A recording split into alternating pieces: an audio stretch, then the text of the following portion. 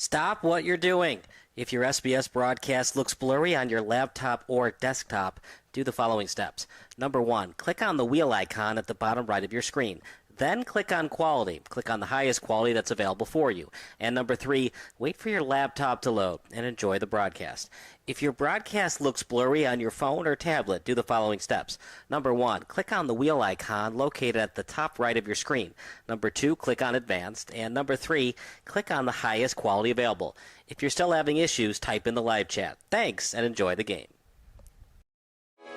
Sports Broadcast Solutions is a broadcasting network for everyone. SBS offers live telecasts on Channel 59.3, YouTube, or Twitch. We include pre- and post-game interviews with the players. You know, I started in the locker room. All the boys were getting going before the game and stuff, and we kind of found a little click at the beginning of the game, so I think that's what got us going. We also include digital live statistics, play-by-play commentary, team highlight reels, and even more than that. Go online to sportsbroadcastsolutions.com or search Sports Broadcast Solutions on YouTube. SBS, a broadcasting network for everyone. Sports Broadcast Solutions is a broadcasting network for everyone. At SBS, we offer a professional broadcasting experience for the non-professional athlete. Just like the pros, we offer everything for you. Play-by-play commentary. A no-hitter at Kane County Stadium. 15 strikeouts, 1 walk, 1 error, and that's it. Color commentary, highlight reels, recruiting videos, and much, much more. Unlike our competitors, we zoom in on the action and always have a live scoreboard with a live time code. If you're ready to have your next sporting event feel like CBS Sports, then make sure to call Sports Broadcast Solutions today. Our phone number is 330-957-7653, or you can go online to sportsbroadcastsolutions.com. SBS, a broadcasting network for everyone. Missing your child's sporting event just plain stinks. But you don't have to worry about that anymore, thanks to Sports Broadcast Solutions. SBS is a live broadcasting network, as well as covering your on-demand needs, recruiting videos, highlight reels, and much, much more. We can broadcast live to any website, and we also post as much on-demand content as you need. For more information about SBS, check out our website at sportsbroadcastsolutions.com. Sports Broadcast Solutions, a broadcasting network for everyone. Sports Broadcast Solutions is a broadcasting network for everyone. Let SBS broadcast your sporting event. We have experience and can generate excitement and permanent digital memories for your team. Tonight. That time, finally a goal for the Stampede! We have professional videographers using high-definition modern-day cameras, color analysts, and play-by-play announcers with state-of-the-art, classy graphical scoreboards to keep you updated. Plus, we have commercials to advertise your team, club, or sponsor, and us. Plus, we do pregame and postgame interviews. Hi, everybody, and welcome to the postgame show brought to you by Marion Central Catholic. My name's Kyle Smith. Well, my name doesn't matter. These young ladies matter. It's senior night as the Hurricanes win a battle down the stretch, 48-46. Hi, I'm Carrie Kramer. I swim 50 breast, 50 free, and 100 back. Whatever your sports broadcast needs, we are at sportsbroadcastsolutions.com. Check us out and become part of the digital sporting world. Sports Broadcast Solutions is a broadcasting network for everyone. Instead of spending hundreds or thousands with all these college recruiting sites, let us put together your college highlight reel. For just a fraction of your potential college scholarship and significantly less than these recruiting services, we got this. In addition, we put together highlight reels for teams, including high school, your club team, or travel team. My teammate gave me a great pass, and I just took it. The other team slashed me, took the opportunity, saw where the goalie was weak, and I just shot it there. Solon, O'Connor, and Marsh back on defense, and Marsh gets a blowout. We got a breakaway at 2-0. A shot, and a goal! So 3-3. The power play was officially over. Whatever your sports broadcast needs, check us out at sportsbroadcastsolutions.com. Check us out and become part of the digital world. Sports Broadcast Solutions is a broadcasting network for everyone. For those of you who would like to broadcast or live stream your event, or maybe make a highlight tape, but would like a sponsor to fund the event, SBS has a myriad of ways to advertise your sponsor during our broadcasts. We have commercials. We have on-air reads by the announcers. Albatross Physical Therapy and Wellness specializes in pain-free. We have graphics, and we have watermarks. Finally, Sports Broadcast Solutions can create a commercial for you or your sponsor. Whatever your sports broadcast needs, we are at sportsbroadcastsolutions.com. Check us out and become part of the digital sporting world. Sports Broadcast Solutions is a broadcasting network for everyone. For those of you that just want raw footage of your sporting event, but no play-by-play or color commentary, you just need us to live stream video from the event over the internet. We will live stream your event on YouTube on our Sports Broadcast Solutions channel. In addition, we also have a dedicated channel on YouTube for live streaming at SBS Livestream. And if you need multiple channels, we can utilize Facebook Livestream and Instagram Live on our channel as well. Options include commercials from your sponsors, professional scoreboard graphics are still available, and of course, yes, pre- and post-game interviews are available as an option if you want. We've been working really hard this whole summer and stuff. Whatever your sports broadcast needs, we are at sportsbroadcastsolutions.com. Check us out and become part of the digital sporting world. Sports Broadcast Solutions is a broadcasting network for everyone. We broadcast sporting events for people of all ages, including adult leagues, high school leagues, and kids. Complete with professional-looking graphics, broadcasters, color analysis, and commercials. We do pre- and post-game interviews with the players. In addition, Sports Broadcast Solutions does highlight films, including college recruiting reels, highlight films you'd see on sports news programs, and just simply highlight films for fun. Sports Broadcast Solutions also provides raw footage and live streams if you'd like. Subscribe to us and listen to our professional talk videos about relevant topics in the pro and college ranks. Whatever your sports broadcast needs, contact us at sportsbroadcastsolutions.com and become part of the digital world. This is Sports Broadcast Solutions, a broadcasting network for everyone. Check us out at sportsbroadcastsolutions.com and become part of the digital sporting world.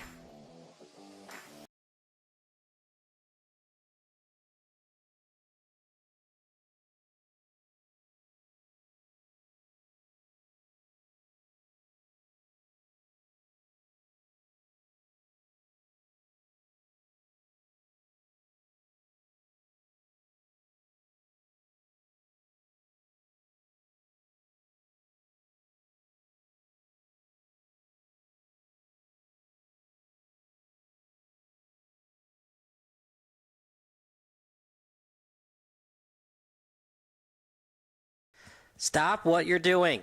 If your SBS broadcast looks blurry on your laptop or desktop, do the following steps. Number 1, click on the wheel icon at the bottom right of your screen. Then click on Quality. Click on the highest quality that's available for you. And number 3, wait for your laptop to load and enjoy the broadcast. If your broadcast looks blurry on your phone or tablet, do the following steps. Number 1, click on the wheel icon located at the top right of your screen. Number 2, click on Advanced. And number 3, click on the highest quality available. If you're still having issues, type in the live chat. Thanks, and enjoy the game. Are you looking for some good food after a Fenwick football game? Then head on over to O'Sullivan's Public House. Located on Madison Street in Forest Park, O'Sullivan's Public House has daily drink specials alongside a year-round beer garden.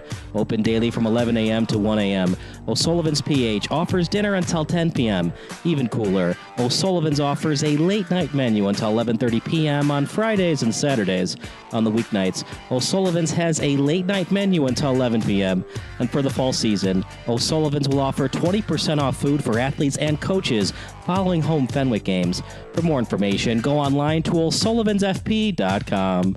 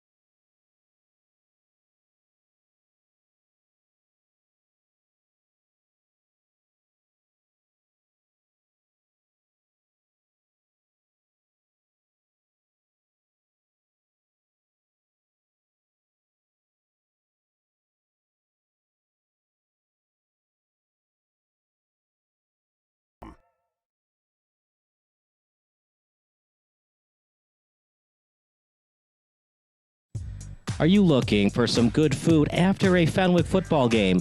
Then head on over to O'Sullivan's Public House. Located on Madison Street in Forest Park, O'Sullivan's Public House has daily drink specials alongside a year-round beer garden. Open daily from 11 a.m. to 1 a.m. O'Sullivan's PH offers dinner until 10 p.m. Even cooler, O'Sullivan's offers a late-night menu until 11:30 p.m. on Fridays and Saturdays. On the weeknights, O'Sullivan's has a late-night menu until 11 p.m. And for the fall season, O'Sullivan's will offer 20% off food for athletes and coaches following home Fenwick games. For more information, go online to o'sullivansfp.com.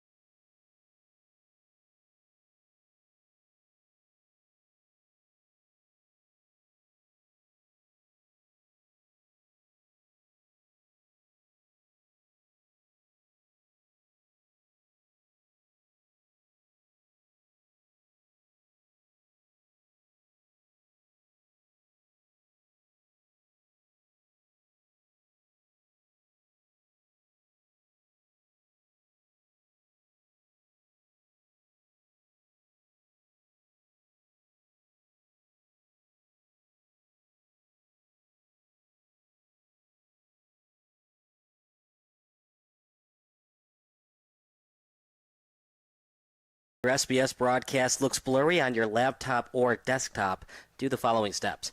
Number 1, click on the wheel icon at the bottom right of your screen.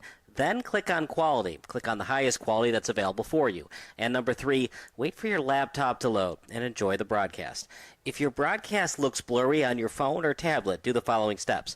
Number 1, click on the wheel icon located at the top right of your screen. Number 2, click on Advanced. And number 3, click on the highest quality available.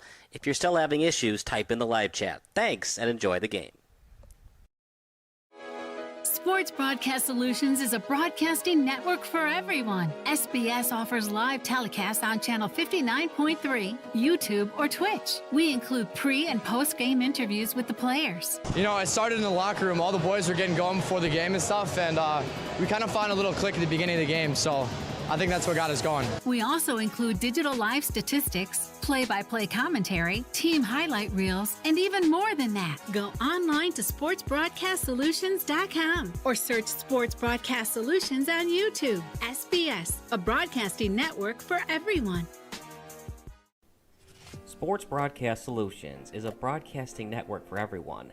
At SBS, we offer a professional broadcasting experience for the non-professional athlete. Just like the pros, we offer everything for you. Play-by-play commentary. A no-hitter at Kane County Stadium. 15 strikeouts, 1 walk, 1 error, and that's it. Color commentary, highlight reels, recruiting videos, and much, much more. Unlike our competitors, we zoom in on the action and always have a live scoreboard with a live time code. If you're ready to have your next sporting event feel like CBS Sports, then make sure to call Sports Broadcast Solutions today. Our phone number is 330-957-7653, or you can go online to sportsbroadcastsolutions.com. SBS, a broadcasting network for everyone. Missing your child's sporting event just plain stinks. But you don't have to worry about that anymore, thanks to Sports Broadcast Solutions. SBS is a live broadcasting network, as well as covering your on-demand needs, recruiting videos, highlight reels, and much, much more. We can broadcast live to any website, and we also post as much on-demand content as you need. For more information about SBS, check out our website at sportsbroadcastsolutions.com. Sports Broadcast Solutions, a broadcasting network for everyone. Sports Broadcast Solutions is a broadcasting network for everyone. Let SBS broadcast your sporting event. We have experience and can generate excitement and permanent digital memories for your team. Tonight. That time, finally a goal for the Stampede! We have professional videographers using high-definition modern-day cameras, color analysts, and play-by-play announcers with state-of-the-art, classy graphical scoreboards to keep you updated. Plus, we have commercials to advertise your team, club, or sponsor, and us. Plus, we do pregame and postgame interviews. Hi, everybody, and welcome to the post-game show brought to you by Marion Central Catholic. My name's Kyle Smith. But my name doesn't matter. These young ladies matter. It's senior night as the Hurricanes win a battle down the stretch, 48-46. Hi, I'm Carrie Kramer. I swim 50 breast, 50 free, and 100 back. Whatever your sports broadcast needs, we are at sportsbroadcastsolutions.com. Check us out and become part of the digital sporting world. Sports Broadcast Solutions is a broadcasting network for everyone. Instead of spending hundreds or thousands with all these college recruiting sites, let us put together your college highlight reel. For just a fraction of your potential college scholarship and significantly less than these recruiting services, we got this. In addition, we put together highlight reels for teams, including high school, your club team, or travel team. My teammate gave me a great pass, and I just took it. Other team slashed me, took the opportunity, saw where the goalie was weak, and I just shot it there. Solon, O'Connor, and Marsh back on defense. And Marsh gets a blowout. We got a breakaway at 2-0. A shot, and a goal! So 3-3. The power play was officially over. Whatever your sports broadcast needs, check us out at sportsbroadcastsolutions.com. Check us out and become part of the digital world. Sports Broadcast Solutions is a broadcasting network for everyone. For those of you who would like to broadcast or live stream your event, or maybe make a highlight tape but would like a sponsor to fund the event, SBS has a myriad of ways to advertise your sponsor during our broadcasts. We have commercials. We have on-air reads by the announcers. Albatross Physical Therapy and Wellness specializes in pain-free. We have graphics. And we have watermarks. Finally, Sports Broadcast Solutions can create a commercial for you or your sponsor. Whatever your sports broadcast needs, we are at sportsbroadcastsolutions.com. Check us out and become part of the digital.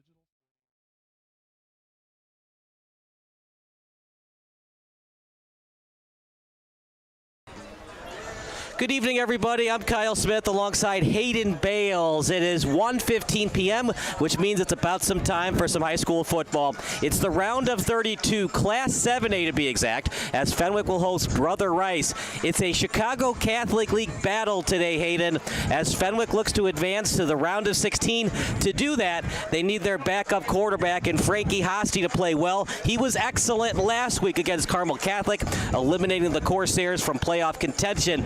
But he'll have to be a little bit more accurate in today's game, as at one point of the game he had 2 touchdown passes, but he was just 5 of 10 in terms of his completion percentage. Got to take care of the ball in playoff football. In this first round matchup, he actually came in for Jamin Williams last week, did a great job, especially considering the circumstances with his family, and came in, took over for the team, and now we're here this week, and like you said, got to take care of the ball, got to make sure that we play a clean game and get the win. Tyler Lofton, KJ Morris, and CJ Gray are the 3 players to watch out for on the offensive side for Brother Rice. They are 6-3, Hayden, but they did struggle to start the year, just 2-3 in their first 5 games. What has Brother Rice worked on their 4-game winning streak? Well, what I noticed when I was looking at the box scores is that their defense has gotten so much better over that span, allowing just about a touchdown a game over like the past 3 games. So that's where I see the most improvement with them. And like you said, the offense, those 3 players, they got to step up and make some plays for the quarterback, CJ Gray. Tyler Lofton, he is very explosive and exciting to watch on the field, but according to his coaching staff at Brother Rice, he's very quiet, and as he's transferred from Marion Catholic to Brother Rice, they've started to get him out of his shell, so to speak. Will there be any jitters? He is a senior, he's got that senior leadership, but it's his first playoff game and his first and only season playing at Brother Rice. Like you said, first playoff appearance. He is Illinois State University bound, right? So that means he's got some talent. They are going to lean on him to get some yards and pick off some key, probably first downs in some big situations here. Captain's meeting at right at the center circle. For Fenwick, I think you want the ball. You're going with your backup quarterback. Although Frankie started game 1 against OPRF, he split time with Jamin Williams. Battaglia decided to go with more athletic quarterback in Jamin Williams. The accuracy had been an issue for Jamin his last 2 games. Unfortunately, he's out for the year with a broken ankle. It's Frankie's team now. He looked great, but it's a tougher opponent than he saw last week. Yeah, Frankie Hosty. We also got Nate Marshall out there on both sides of the ball, dominating. I mean, we know that from the past games that we've seen him. They like to bring him in on goal line sets, and he's really a big part of their success. Obviously, 4-star recruit going to Auburn next year. Yeah, originally committed to Michigan, now he's going to Auburn. As they meet in the middle of the field here for the coin toss, let's see what we got. If I'm Fenwick and I win it, I would want the ball. Fenwick. See, when I play Madden or college football, I like to kick the ball and get it in the second half. Always makes me feel good. When I have a backup quarterback, I want him to get the ball first so he can shake off those jitters right away, get in there, complete some quick passes, maybe a comeback route, maybe a little screen pass, a little 3-yard slant. Always good to establish a rhythm. I do agree with you there. When you have a backup, when you have your regular quarterback, I agree with you. You want the ball in the second half. Either way, get ahead, stay ahead is the best mentality. Get a 7-0 lead, even a 3-0 lead. Create havoc on the offensive side of the ball and force the opposition to answer. Exactly. You know, I just think overall we're going to get a great football game here today. These are two pretty evenly matched teams coming out of the same conference. Didn't get to see each other because of the divisional system they got going over there. But this should be a close game within a 1-score game, I think. Should be exciting, close all game. I like Fenwick in this one, 28-21. What do you think? I'm leaning Brother Rice. I think they're going to nick him maybe about 23-17 around there. Yeah, it should be a 1-score or less game today. Might go down to the wire. We're going to take a break. National anthem and public address announcements coming up next here on SBS, a broadcasting network for everyone. Are you looking for some good food after a Fenwick football game? Then head on over to O'Sullivan's Public House. Located on Madison Street in Forest Park, O'Sullivan's Public House has daily drink specials alongside a year-round beer garden. Open daily from 11 a.m. to 1 a.m. O'Sullivan's PH offers dinner until 10 p.m. Even cooler, O'Sullivan's offers a late-night menu until 11:30 p.m. on Fridays and Saturdays. On the weeknights, O'Sullivan's has a late-night menu until 11 p.m. And for the fall season, O'Sullivan's will offer 20% off food for athletes and coaches following home Fenwick games. For more information, go online to o'sullivansfp.com.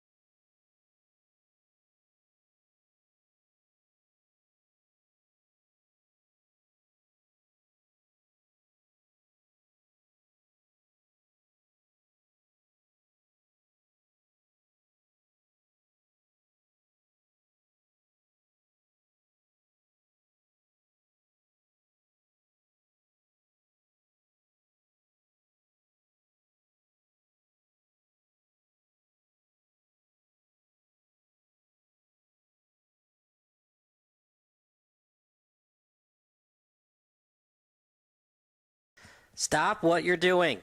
If your SBS broadcast looks blurry on your laptop or desktop, do the following steps. Number 1, click on the wheel icon at the bottom right of your screen. Then click on Quality. Click on the highest quality that's available for you. And number 3, wait for your laptop to load and enjoy the broadcast. If your broadcast looks blurry on your phone or tablet, do the following steps. Number 1, click on the wheel icon located at the top right of your screen. Number 2, click on Advanced. And number 3, click on the highest quality available. If you're still having issues, type in the live chat. Thanks, and enjoy the game.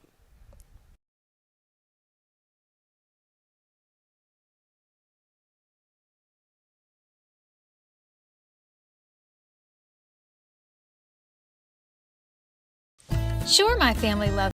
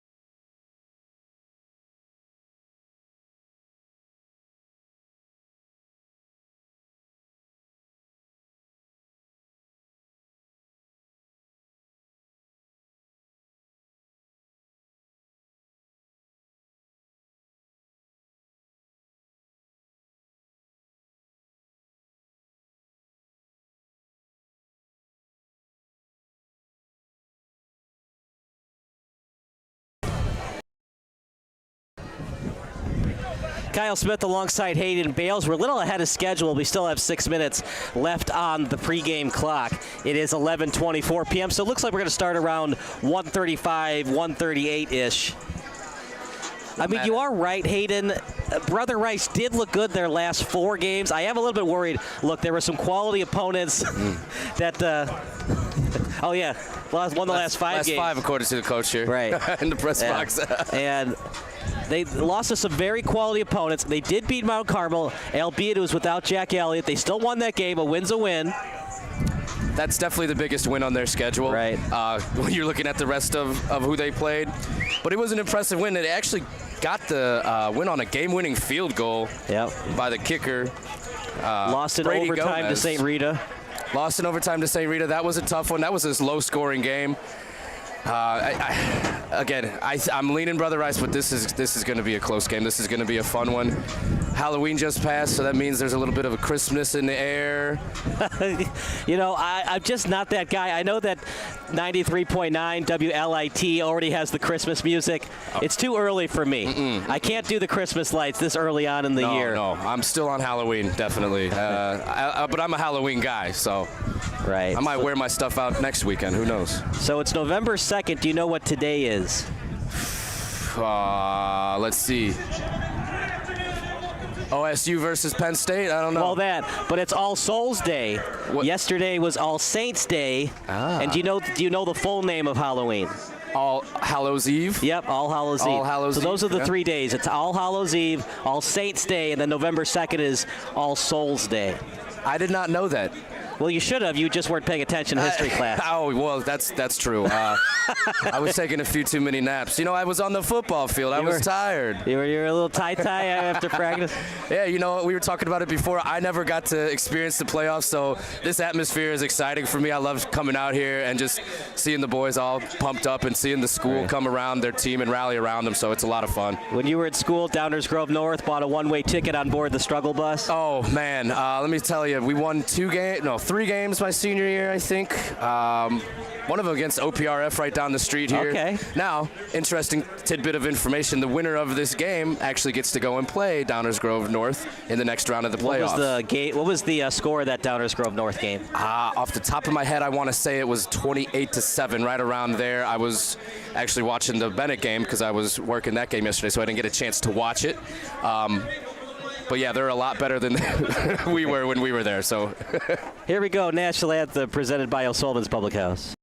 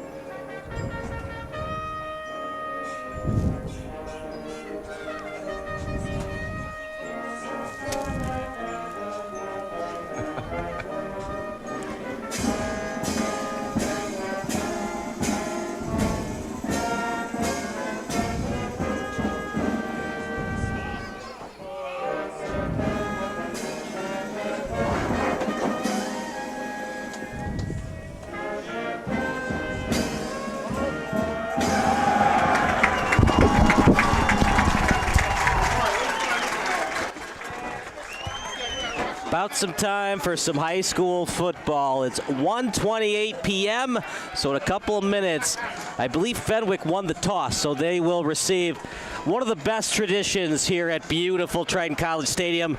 They run through the banner, the Fenwick Friar banner to be exact. Another nice tradition they have here is having the Heisman Trophy of one of their past winners on the field. We don't know if it's the real one, if we think it's a replica, but it's still pretty cool. It's nice to see up front, and they get to walk by it and touch it on the way onto the field, so I like it. If you ever have time, go on Instagram. Frank Arroyo Jr., he covers the Friars. He's got the 4K cam. You'll see him rolling around the sidelines. He'll show a close-up shot of them rolling through the banner. It's pretty cool stuff. One of my favorite scenes from the movie Little Giants. The little kids, they're trying to run through the Giants banner and they can't do it. They can't bust through it. There's so many videos of that out on the internet right now. I think going back to my days playing football, man, we could barely get through that thing without messing it up, running the opposite way, whatever snafus there were. That just goes to show you everything in football is a coordinated piece of work, even just running through the tunnel, even running through the banner. So you said 23-17 for the Crusaders. I said 28-21 for Fenwick. Yeah, so, yeah. If I were a betting man, we'd have a little bit of money on this, but not in IHSA. They don't do that. Pretty quiet visitor side for Brother Rice. It's not that far of a drive, especially on a Saturday morning. Smaller stands over there, too. They're filling them up, but not too many seats to fill in the first place. Is that advantage Fenwick? It gets very loud and rowdy on the home side. Not a lot of visitor side when things start going the way of the Crusaders. It's definitely an advantage. We got the band here. We have the cheerleaders out here. Everyone's here. Looks like the student section's popping. So that could definitely give the home team a little bit of momentum in this first round 7A football matchup. So we're going to start right at 1:30. It looked for a minute there we're going to start a little bit later, but we're going to start right at 1:30. Right at 1:30. I like that. Promptness. Brother Rice has done very well on their kickoffs this season. Brady Gomez, he kicked that game winner to beat Mount Carmel. He is not afraid of the moment. So you know he's got ice in his veins. It's just a regular kickoff. Good for him. Let's see Could be a squib kick. I was just saying, see, he's lining up a little awkwardly here. Not surprised, and there, fumbled by Fenwick. Has to go into contact. It was fumbled by Ben Jarnecki. And that's why they do it, partner, because teams are used to the long kickoff all season. It's a live ball once it's kicked off, so if you touch it and fumble it, Brother Rice can recover. In fact, even if you don't touch it, it's a live ball. We saw that last year in the Fenwick OPRF game where OPRF forgot about that rule, and Fenwick recovered at the OPRF 10-yard line. Generally, when you have a kickoff, you have your hands team for onside kicks, and then for regular kicks, you're just going to have some bigger guys that are ready to block, so they don't necessarily have the hands. So that's exactly why you do that, especially at the high school level. 7 defensive returners from last season for the Friars, but meanwhile they're on offense. As faking the handoff to the sideline, completed to Stewart. 1st and 10, that's what we talked about, Hayden. Quick passes to give your quarterback some confidence. Nice little quick pass. Looked like it might have been an RPO, just maybe give the ball to the running back, but he looks outside, gets his guy, and he makes a nice little run on the outside up the sideline to get the first down. Yeah, just a simple fake handoff. A little bit of an RPO look. One in the backfield. They're going to split the wide receivers. That's Morgan alongside Hosty. Smith in motion. He runs to the other side. Screen pass to Bjorson.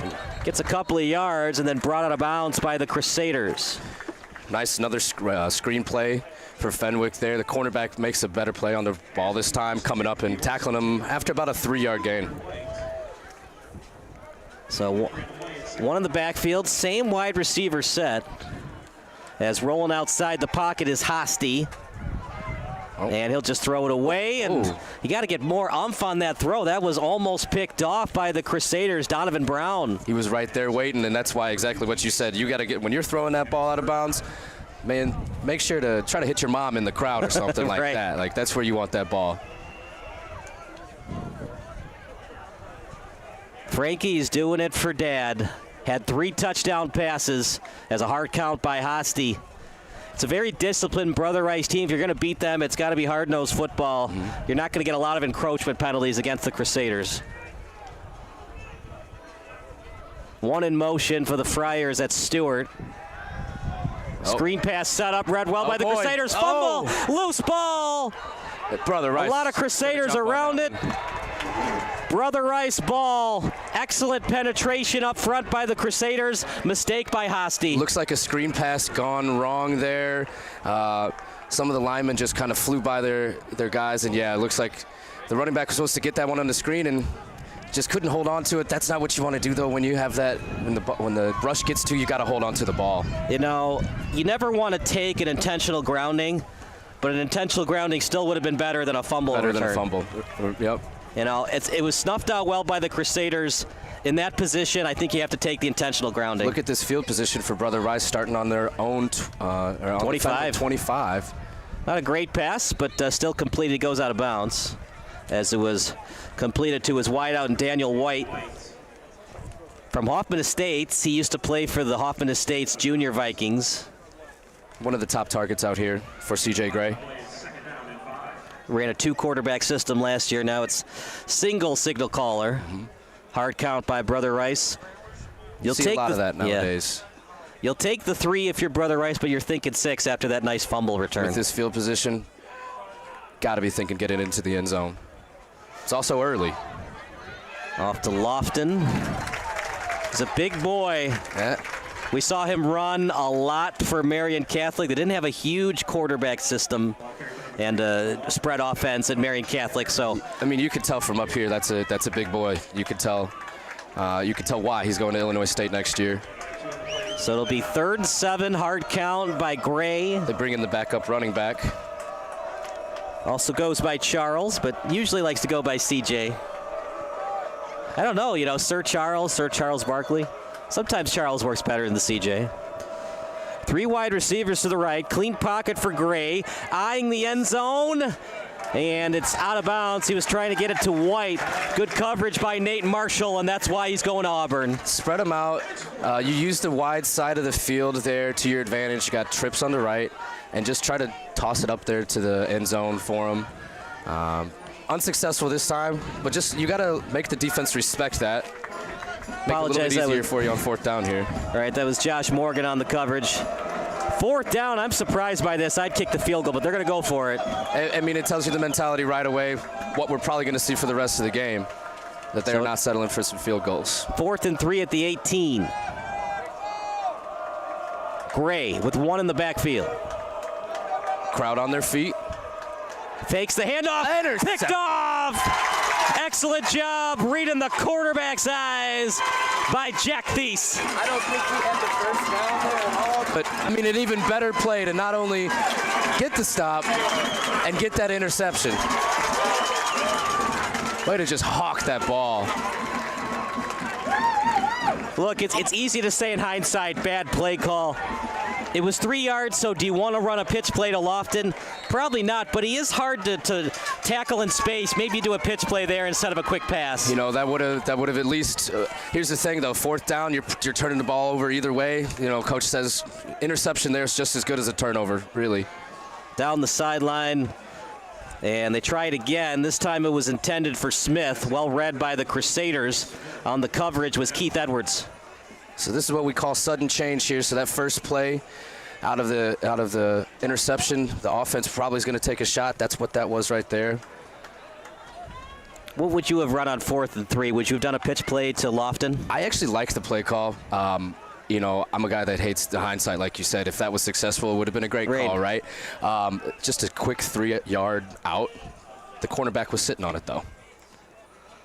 Hosty, as it was intended for Emmett Romeus. Oh. Yeah, I agree. We're going to watch it on replay in a second, but sure looked like it hit the turf. That was close. Obviously, the crowd does not like that one. Well, the crowd always doesn't like when things don't go their way. And now, Nate Marshall checking into the game at wide receiver, and they're going to double him. They're not messing with that today. Hard counts. It was close. The closest Crusader to jump offside was King Liggins. Hosty. Pump fake. He's got a man open, and he gets it to him. Uh-oh. Yards after catch. Here goes Smith. Down the far sideline. And a potential touchdown saving tackle by Donovan Moody. Jonathan Moody with the touchdown saving tackle by a shoelace because he had some green grass in front of him. That was just a quick curl route to the inside there. Made the first defender miss and just kept running. Quick snap here. Hosty with time, rolls to the left. And a little bit underthrown. Dangerous pass, partner. When it's not there, just throw it away. I mean, that looks like me on the video game, you know, just up there chucking it. That was almost a great one-handed catch by the receiver there. Just couldn't keep his hand on it. The defender made a good play, though, too, to break that up. Man, let me tell you, I throw about 3 picks a game on that darn video game that I love so much. Were you the guy that you'd be in shotgun formation, you would still run back 10 steps? Oh, yeah, no punts. We're running all verts on 4th down on our own 10, so. Hand off to Morgan. He gets to the sideline. Positive yardage, 3rd and somewhat manageable coming up for Fenwick. Looked like Donovan Brown on a tackle there. We got a player down. King Liggins, that's going to be a tough one to fix and replace for the Crusaders. We'll take a timeout as well. It's 0-0 with 9:42 remaining in the first quarter. Are you looking for some good food after a Fenwick football game? Then head on over to O'Sullivan's Public House. Located on Madison Street in Forest Park, O'Sullivan's Public House has daily drink specials alongside a year-round beer garden. Open daily from 11 a.m. to 1 a.m. O'Sullivan's PH offers dinner until 10 p.m. Even cooler, O'Sullivan's offers a late-night menu until 11:30 p.m. on Fridays and Saturdays. On the weeknights, O'Sullivan's has a late-night menu until 11 p.m.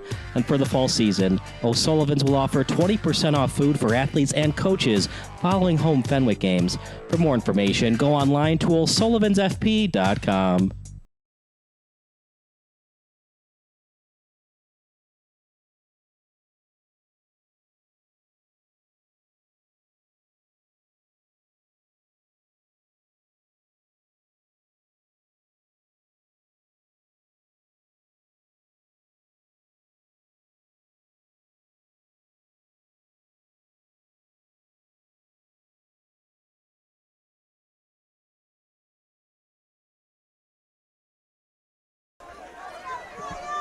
Third and 8 on the 38.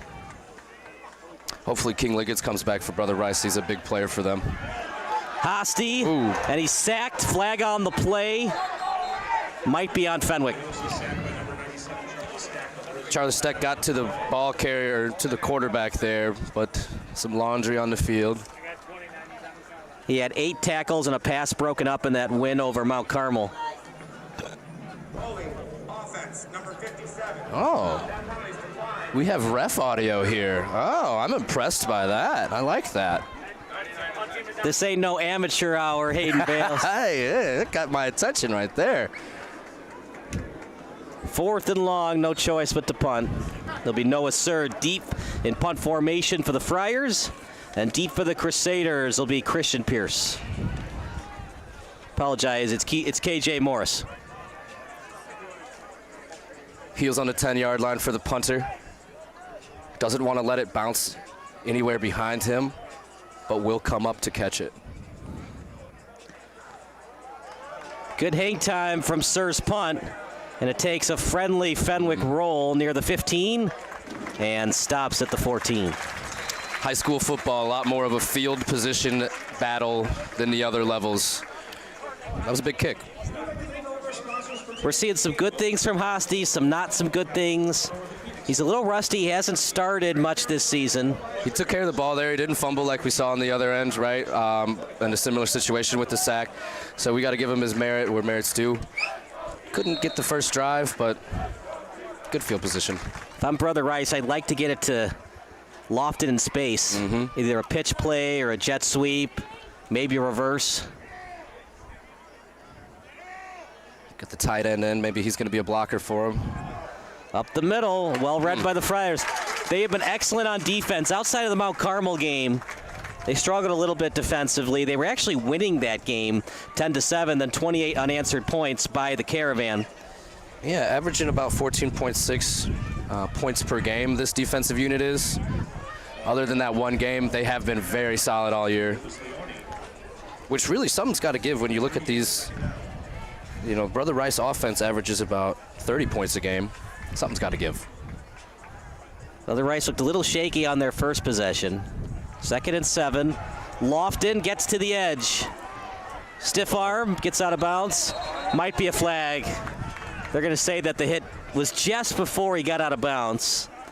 I don't know, Hayden, what do you think? Those are, I think it was a clean hit, but those are the hits you got to stay wary of a ref, because on the sideline you never know what kind of kerfuffle could happen. Once he gets close to the sideline, when he's trying to give himself up, maybe want to avoid that late hit, because once he's out of bounds, you hit him, it's 15 more yards. But you never know. If he tiptoes up that sideline, and then the next thing you know, you're on his highlight tape. Because you just got pancaked. So it's a tough call. One and most for the Crusaders. That's Goggin. Gray gets out of a tackle. Wow. Great job by Gray. Marshall trying to punch that ball out. Nate Marshall got there first. He avoided him, and then he came back on the back end. And, yeah, he really tried to punch that ball out. Good play by C.J. Gray to avoid the four-star recruit. Yeah, he's athletic. Showed on that play. 2nd and 4. Could have been a loss of 4. Instead, he gained 6. That's all you can ask for. They changed the man in the backfield. Now it's Jalen Green beside Gray. Green will take it. Gets to the edge and gets the first down. Moving the chains. That's what Brother Rice has done well on their current winning streak. Jake Thies with the tackle there. He's been a big player on defense for Fenwick. Playing strong safety, kind of that slot cornerback position for handoff up the middle. That's Marshall to tackle. Who else? But more positive yards. They are not scared of Marshall. They're going right at him, and they're attacking. He's actually, looks like he might be staying down here. Oh, no. Which is not what you want to see. He's getting up slowly. Trying to get up on his own accord. Not enough time to get up, so he'll probably have to sit for a play. I'm thinking he just got the wind knocked out of him or something. He did get up on his own accord, so he should come back. Meanwhile, coming in for him is Aiden Burns, the senior, 5'10", 190 pounds. A little bit of a different player.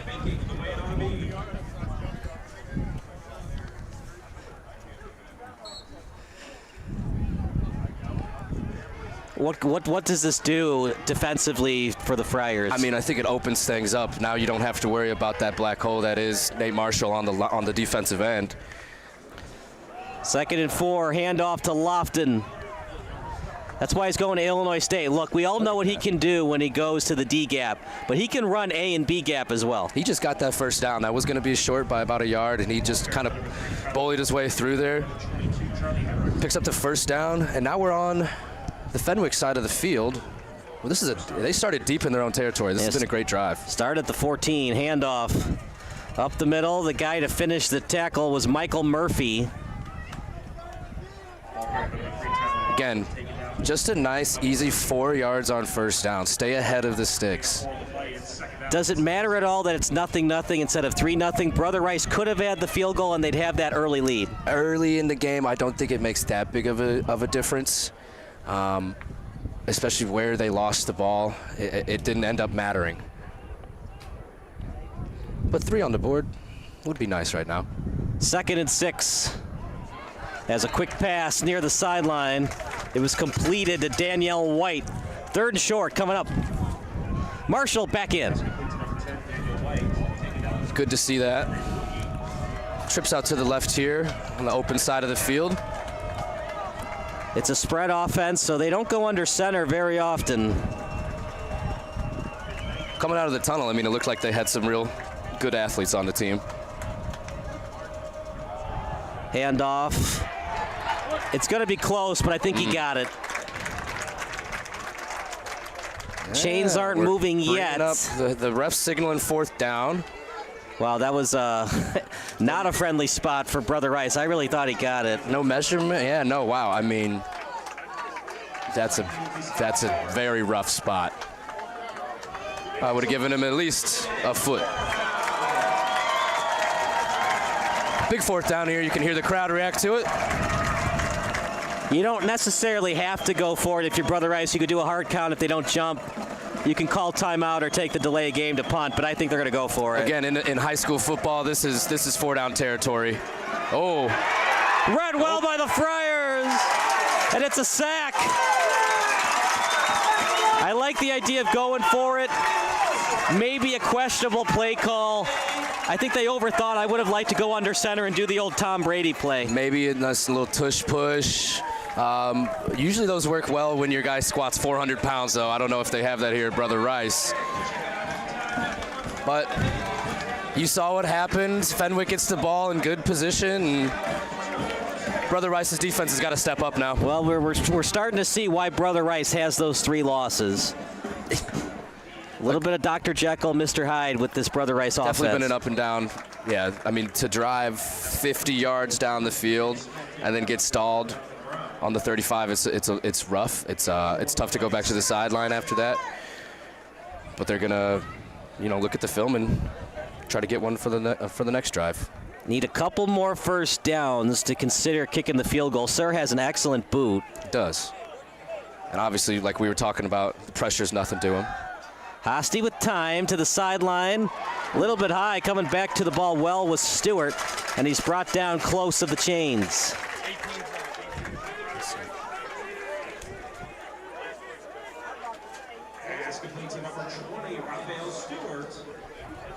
Stewart, a little bit gassed. He's going to go to the sideline. Stewart with a nice snag above the head there on the out route. Had to kind of almost wrestle it away from the corner. So Frankie Hosty goes to the sideline for a play, and this will be wildcat formation for the Friars. Jumbo set, I would say. Jack Paris going into contact. 1st and 10 for the Friars. Now that's a good call right there. 3rd down short. Bring in your power set and just pick up the first down, live to fight another day. On defense, when you see wildcat, what do you have to do to adjust to push them back? It's tough. As a defender, you want to know that you think you know that the ball's just going to come right from the running back that's taking the snap. But then that's when you get hit over the top with the play action. So you still have to stay disciplined. And at the end of the day, rally to the ball as a team. Hosty back in. Smith with the ball off the screen. Big hit. And Smith did not see him coming. It was a huge hit delivered by Christian Pierce. Christian Pierce, the middle linebacker for them. Actually, number 68 linebacker in the nation, according to one of the websites we were looking at. He's actually looking at Michigan State and Michigan. And you can see why. I mean, he just flattened the ball carrier there. That's a good player in Smith, too. He plays both tight end and wide receiver for the Friars. 3 wide receivers to the right. Clean pocket for Hosty. To the sideline. Dropped. Oh. Got to get that on target. When you throw it behind him, it's easier for the defensive back. Calling it a complete pass. They're saying, watch it on replay in a second. He caught it, brought it down, and that the ball caused, the ground caused the fumble? It looks like a very questionable call. I just saw it on replay. It's going to bring up 3rd and 1. Hey, we don't argue with the zebras around here. There is no such thing as the ref changing his call. That's why you have the instant replay system. Unfortunately, in the NFL. Yeah, no VAR in high school. First questionable call by the refs today. Screen pass to the right. They'll get it and more. 1st and 10 coming up for Fenwick as it's completed to Montgomery. I wonder if that play came from the sideline. It looked like they had a lot of people up in the middle, and they did the thing where they look over to the sideline, and they call the screen pass on the bubble pass. Officials timeout. We'll take a 30-second timeout as well. It's 0-0 here at Triton College Stadium. Yeah, that was an incomplete pass, Kevin, right? Are you looking for some good food after a Fenwick football game? Then head on over to O'Sullivan's Public House. Located on Madison Street in Forest Park, O'Sullivan's Public House has daily drink specials alongside a year-round beer garden. Open daily from 11 a.m. to 1 a.m. O'Sullivan's PH offers dinner until 10 p.m. Even cooler, O'Sullivan's offers a late-night menu until 11:30 p.m. on Fridays and Saturdays. On the weeknights, O'Sullivan's has a late-night menu until 11 p.m. Fenwick with the ball. It's a handoff to Montgomery. He goes into contact, and a nice gain on 1st and 10. Again, just take advantage of the space on the field. kind of fake the pass there, but really just let your running back get some runs here and wear down that defense up front. 2nd and 5 at the 26. Handoff to Morgan. There he goes. Past the chains, and they will move shortly. Whenever they bring Nate Marshall into the game at wide out on offense, the Brother Rice defense is countering by putting 2 people on him, which is opening up the rest of the field for the rest of the Fenwick Friars. Deepest that Fenwick has been in Brother Rice territory today. Look at this. Look on the outside number. You got 2 people on Nate Marshall on the bottom of your screen. They haven't passed to him a lot. I know he's athletic, but Bjorson is probably their best target. Should be a flag. What?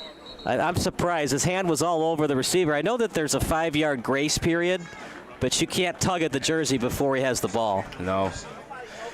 No, but I mean that's an example of what I'm talking about. With even if they don't throw to him, the fact they got 2 people on him is just going to open up all that space over there to the other side. And right.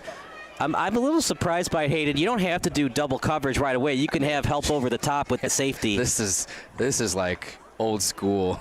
It looks like he's about to release on a punt. Looks like a basketball game right now. Kobe Bryant's out wide. They're in his pocket. There you go. They bring another wide receiver out. This I agree with more, but they have the help over the top. Yeah, they came into this game plan. They did not want him to get any touchdowns. Timeout Fenwick. We'll stick with the action. Sniff the ball. So first timeout called for either team. Maybe a little bit not understanding the next play call by this offensive line. Only problem with that, Hayden, it's a timeout that you won't have in the second quarter on a 2-minute drill. At the end of the half, you definitely want to have all your timeouts. But you also want to put some points on the board here. Being on the 20-yard line, it's 2nd and 10 now. You don't want to go into a 3rd and long. I like the timeout call by the coach there. What do you want to do here offensively? Do you want to throw it to the end zone or maybe a comeback route? I'm thinking this is 4-down territory, right? Gain maybe just a 5-yarder, right? 3rd and 5. Then we can go another 3-yard gain. Then we got 4th and 2. It's just a chip away here. You don't have to get it all at once.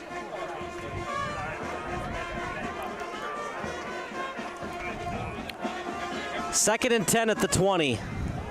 A little bit of a chess game here with these DBs and wide receivers. Another hard count by Hosty.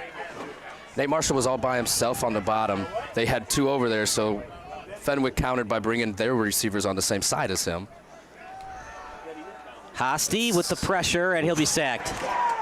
And not only is he getting sacked, part of what Brother Rice is doing, they're sacking and they're trying to sack by putting a hand underneath the football to try to knock it out again. Charlie Steck again there with the sack. And they're looking, right, like you said, to get that ball out. They're not just looking to bring him down. They want that ball back right now before the end of the quarter. It's been a tough schedule for Brother Rice. They also had to play Loyola. Only lost to them by 7 points. Mm-hmm. Loyola team who has a chance to win the state title yet again. Always a tough team down there in Loyola. 3rd and 14 at the 24. You want the first down, Hayden, but you'll take the 3 points. To do that, you need probably at least 7 yards here. Have we seen how many field goals has the Fenwick kicker hit? Has he hit some deep ones? He can, but this would be 41. It'd be 41 it's a little bit yarder. tough for a high school kicker. You know, nowadays these kickers are good in the NFL, but yeah, this is still the high school level. You got to get at least within a 35-yard shot for me to feel anywhere comfortable for that. So that does it for the quarter. We'll take a quick 15-second break. More football action coming up next. Are you looking for some good food after a Fenwick football game? Then head on over to O'Sullivan's Public House. Located on Madison Street in Forest Park, O'Sullivan's Public House has daily drink specials alongside a year-round beer garden. Open daily from 11 a.m. to 1 a.m. O'Sullivan's PH offers dinner until 10 p.m. Even cooler, O'Sullivan's offers a late-night menu until 11:30 p.m. on Fridays and Saturdays. On the weeknights, O'Sullivan's has a late-night menu until 11 p.m. And for the fall season, O'Sullivan's will offer 20% off food for athletes and coaches following home Fenwick. Second quarter about to start. 3rd and 14 for the Friars. I'm Kyle Smith alongside Hayden Bales. We got the Uptown Funk playing from the band. Great day, beautiful day. It is a great day for football. No wind. It's going to help out Noah Sir because he's probably going to be kicking on the next play. Clean pocket for Hosty. He's got Marshall, overthrew him. Good idea. And they just couldn't complete it to Marshall. Looks like a corner route from the slot there. Marshall, a bench concept. Bring that slot cornerback with you, just a little bit out of his range, which is large. I mean, a bomb against Carmel Catholic. Yeah, it's an absolute bomb over the top. Noah Sir, he's got a boot. This is a 41-yard attempt. Good snap. The hold is there. The kick. Ooh. Straight through the uprights. 3-0 Friars. An absolute boot by Noah Sir. What'd I say, 35? He said, I got 41 for you. That would have been good from 50. That was a nice kick. And with some pressure, too, the Brother Rice line almost blocked that one. He kept his composure right through the uprights. We'll take a break. 3-0 Friars here on SBS.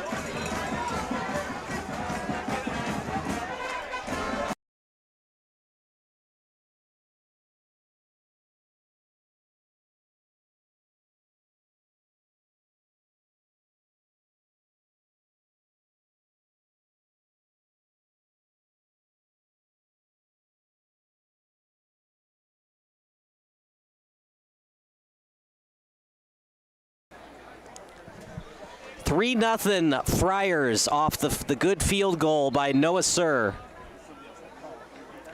Oh. And an onside kick. Fenwick's after it. Brother Rice got it. I disagree with that play call a lot. That caught me off guard. It was a good idea. It looks like Brother Rice was ready for it, though. They certainly were. Too shocked by it up here in the press booth. It's also a Brother Rice offense that's been up and down. Why do you want to give them confidence? Short field. Especially you just got the momentum back off the field goal. Your defense is doing a great job. I know you want to steal a possession there. I think you're overthinking it if you're Matt Battaglia. Shows you got a little bit of confidence in your defense, though, to give them the short field and go out there and say, hey, boys, we can bend, but we do not break here. Up by 3, so a field goal would just tie the game, of course. Lofton off the B-gap, read well by the Friars. They are keeping these running backs in check. We really haven't said KJ Morris's name a lot today.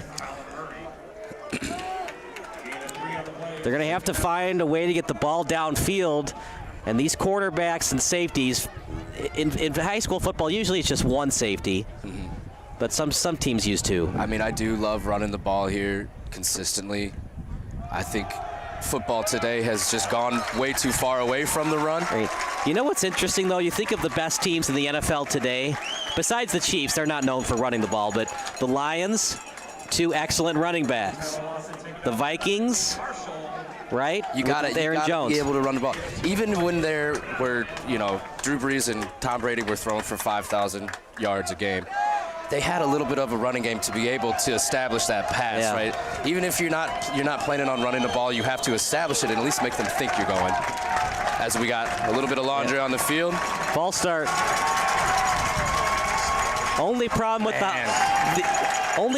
with the hard count, Hayden, is you got to make sure your offensive line knows the signals. Sometimes the quarterback runs an Omaha that the O-line isn't ready for, and then they jump offside, a.k.a. false start. And that's a huge penalty there. Takes them from 3rd and 5 to 3rd and 10. And maybe this is exactly why Coach Battaglia did that onside kick. He didn't have much faith in the Brother Rice offense either. Gray with time to the sideline. It's going to be close. What do they signal? Incomplete pass. He was trying to get it to White. If it was on target, it would have been a completion. A little bit underthrown and allowed Hendricks and this Fenwick defense to get to the ball. Great play by the defender there to just get in there. He was a little bit behind the play. Oh, and they got a penalty here too. Roughing the passer. Yeah. So, wow, knock all that out. The roughing the passer is going to give Brother Rice a first down in Fenwick territory. That's the one bad thing about the onside kick. You don't get it. You give up a roughing the passer. If they were inside their own 20, it wouldn't hurt as much. And even more so for the defense, they just had them stopped. Oh, my goodness. Ooh. They are just roughing up these running backs. That was Green. He got nowhere. He tried to get off that little spin of the first guy, but the next the next defender was there to stop him within 1 yard of the line of scrimmage. Second and long. You ask a lot of your offensive line when you're in these obvious passing situations all the time. So if you're Brother Rice, you're trying to get to 3rd and 5, not 3rd and 9, 3rd and 8. Mm-hmm. Staying ahead of those sticks, like we said, putting the offense in a good position. One in motion. It's easier said than done, of course. Right, yeah. It was Goggin in motion again. Lofton, oh, that's Gray. Great job tackling from behind by Jack Paris. Two of his older brothers played here at Fenwick, including one of his older brothers won the state title in 2021. So this is a big moment for that family. I'm sure they're somewhere down here in the crowd cheering on little bro. Connor and Martin, they were excellent players here. This is little brother's first playoff appearance, yeah. Right? So I'm sure he wants to show off for the brothers and tell them, hey, man, y'all ain't have nothing on me. 4 wide receiver set. Gray gets the snap. He's got time. He rolls to the left. Here comes Paris. Nowhere to go. Thrown away. It did not get to the line of scrimmage. That should be intentional grounding. He might have rolled out of the pocket. The refs are going to come together to make a decision here. Yeah, and there it is. If he had got it to the line of scrimmage, it would not have been intentional grounding. He was outside the tackle box, but you have to get it to the line of scrimmage. Absolutely.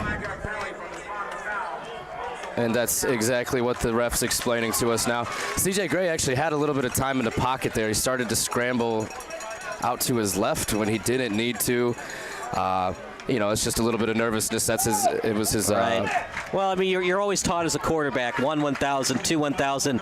If it's not there, because the O-line knows once it gets to 3,000, you're probably going to roll to the left. Mm-hmm. And the reason you do that is the wide receiver is running an out route anyway. So if you roll to your left, it's an easier distance to complete that pass. Also a little bit easier for the wide receivers to come back to you when you're running a certain way. Pretty good punt. Excellent hang time as Montgomery will run with it, and he's going nowhere fast. He's got a lot of speed. He had a kick return touchdown against St. Ignatius earlier in the season. That was a risky no fair catch call, but he made it happen. Looks like King Liggins is back in the game too. Low-scoring game. Do you see more of good defense or quarterback struggling? I see a little bit of offensive struggling here. We saw that that 50-yard drive by Brother Rice that just stalled. But let's not take away from the defense. It means they're committing to their game plan and executing their game plan as well.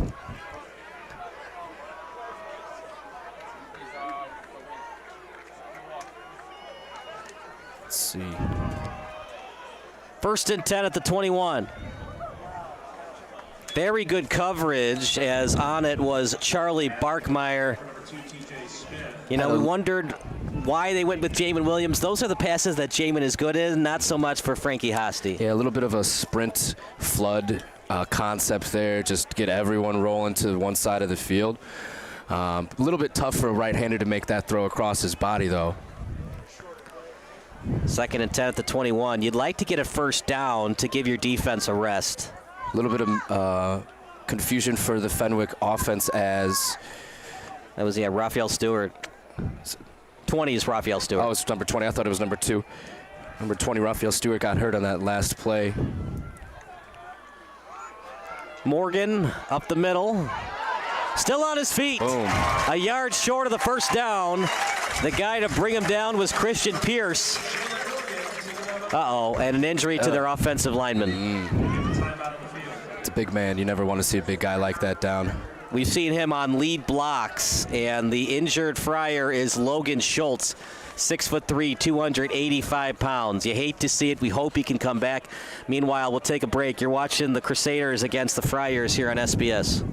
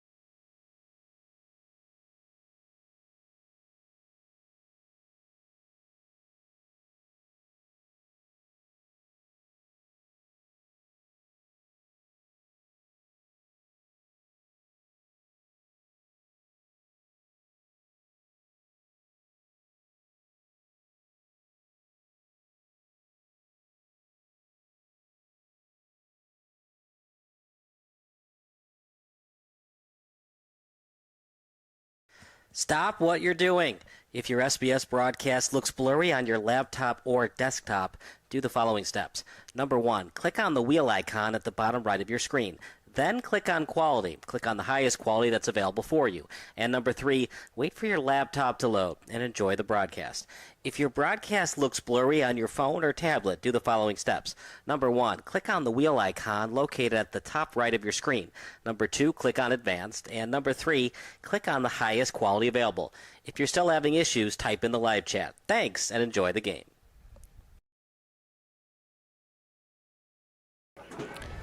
Doesn't look good for Logan Schultz. He can barely walk on his own accord. Big loss. Left tackle.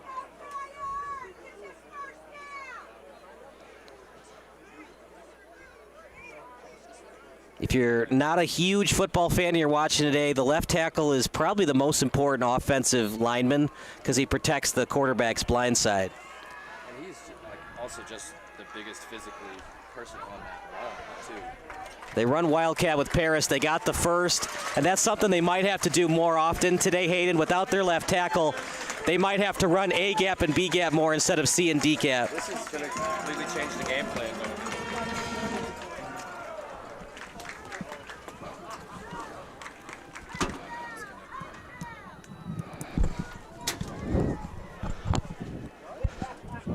First and 10 at the 34.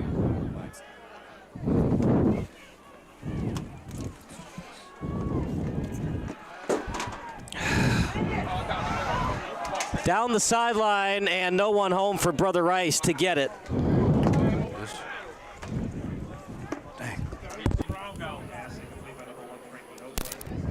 Test. Second and 10 at 34. Apologize for the audio difficulty. As second and 10 coming up for the Friars. Not only are we your announcers, but we're also your AV guys. Commentators announcing his public address. Okay. Well, you're right. Color commentating. Color analyst, or as Jennifer Aniston said in the movie Along Cape Polly, analysis. That's a great movie. Second and 10. Hasty will roll to the right.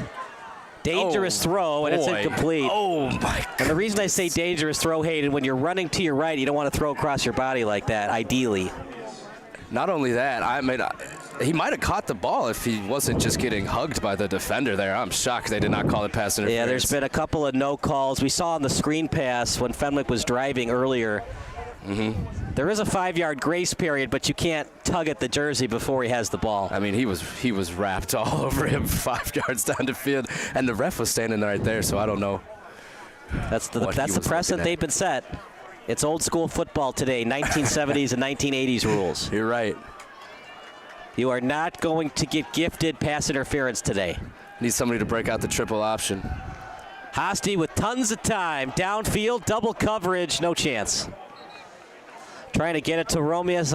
I don't know. The play call, you only needed 10 yards. I know you want to take a shot, but Brother Rice has a lot of speed at safety. It didn't look, that might have been like a broken play or something. He kind of looked to his left, decided to go back to the other side.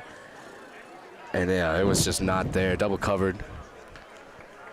Asking a lot of Nate Marshall, Jack Paris, and this Fenwick defense. 7 defensive starters from last season, so that's good. But for Brother Rice, when you're the away team and you're the lower seed, you just keep it close. You keep it close, and you put the pressure on the home team to win. Close. And Brother Rice has been here more recently than the Fenwick Friars. Yeah, Fenwick missed the postseason last year. What a kick by Sir. Little short. Oh. Going to be returned by Morris. Gets past the 40. Past midfield. Morris down the sideline. One man to beat. And he's taken down inside the 15. Man, we thought we saw a booming punt, a field flipper. That returner took it back, and he said, nope, we're going back right back to where we were. And they got to start using him as well on offense. He is a tough guy to bring down. You can still use Lofton, obviously, but I'd like to see a little bit more of using both Morris and Lofton. Keep this defense guessing, because we saw on special teams, Lofton is tough to bring down in the open field. And let me tell you, the coaching staff here knows it too, because as soon as he got that ball in the open field, they all stood up. They knew something could happen there, and it did. They got him all the way down inside their own 20 in the red zone to start the drive off. Definitely in field goal range for Gomez. If you're just joining us, they were inside the 20 last time, as Lofton again breaks off a tackle. It is hard for him to get in the open field today. The way this game is going, you got to keep that field goal kicker in your back pocket. 3's going to tie it, and there might not be too many points the rest of the game. So I wouldn't call this 4-down territory just yet anymore. One in the backfield, hard count. They keep doing them, Hayden, but the defenses are not biting. Yeah, looking to the sideline. It might be a thing where they're trying to get a read on the defense. Morris with time. Morris to the end zone. Not even close. And they get some laundry on the field. Looking like... was it pass interference? We're going to watch it in 10 seconds to see. But you call that one, you don't call the others.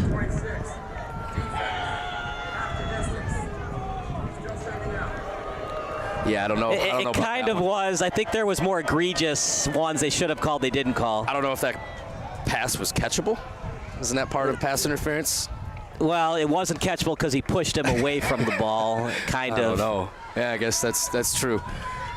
You make a good argument. Was it a catchable ball? Well, if he hadn't pushed him, it would have. I mean, it's not a bad call. It's just interesting. The ball was on the ground before the receiver even really looked back at it. But 2nd and 2 at the 5. Wildcat. And Gray is going to get to the first down marker, stuffed short of the pylon. They are hitting out here today, I'll tell you that much. This is not a game that's friendly towards the offenses. This is hard-nosed, smash-mouth football. It looks like he had a clear line to the end zone there, and he just got clobbered. 1st and goal at the 1. Here's the thing, Hayden. I'd like to get your point of view on this. You don't run a lot of plays under center in practice, but this is where you want to go under center. It's 1st and goal at the 1. Another thing that is not seen enough, other than the run, being under center as the quarterback. It is such a delicate exchange, and they're not even going to do it here. Wildcat, close, and no signal yet. That was an interesting formation. That was definitely a jumbo set goal line. You bring in all your big guys, put them right in front of the ball, and then still snap it in the shotgun. See, if you're under center there, I think you get a little bit more options. It's 2nd and goal.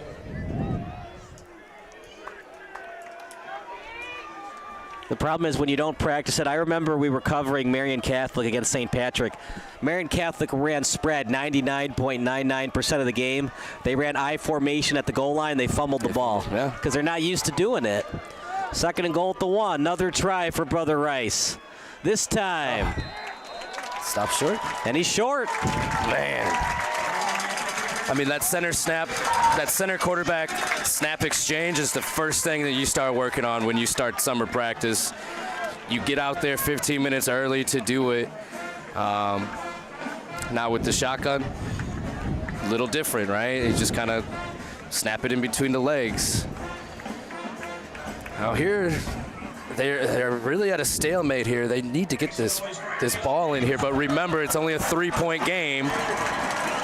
So we do have that field goal in the back pocket for Brother Rice. 3rd and goal at the 1. Morris back in. He's got space to the end zone. Touchdown. They punch it in, and it was mainly because of the return by Morris. Tough pill to swallow if you're a Friar fan, but you know what, partner? When you only put 3 points on the board, you're just begging to get beaten. Yeah, I mean, especially with good field position like they were in. Brother Rice comes down, and they take care of business when they're in a similar position on a quarterback power into the end zone. He swept it out to the outside and just plunged right towards the goal line. Swinging gate on the extra point here. Gomez, he's got a big boot. Good snap, the hold, the kick. Straight through. That would have been good from 40 yards. Yeah, that guy's got a boot. We'll take a break. It's 7-3 Crusaders here on SBS, a broadcasting network for everyone. Are you looking for some good food after a Fenwick football game?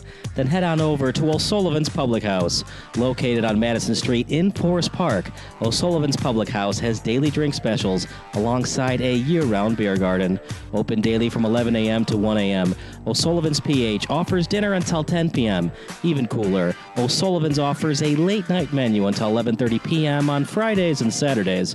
On the weeknights, O'Sullivan's has a late-night menu until 11 p.m.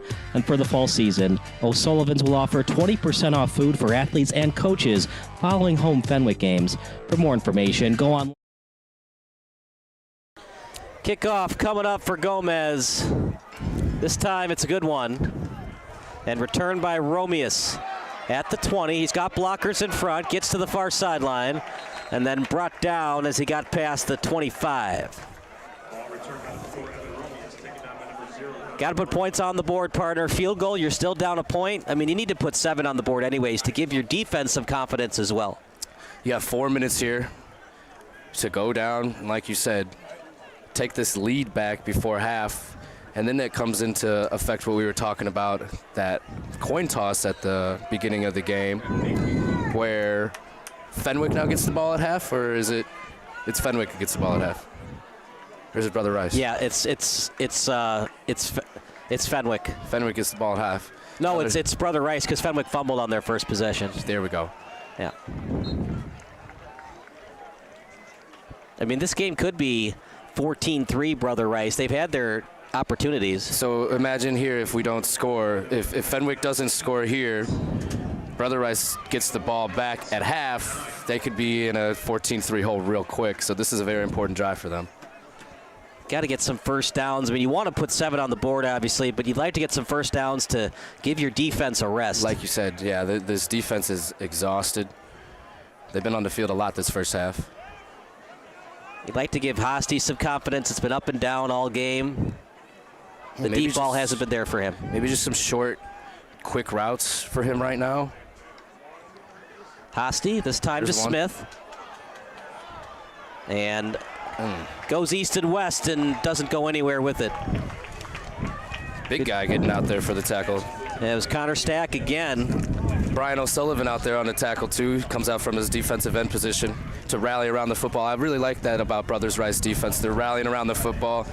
They're not just leaving it to one guy to make the tackle. That was a team effort right there. If you're Brother Rice, you don't have to call a timeout yet, but if they don't convert, you'll probably call one. I would definitely want to call one right after this if they don't get it.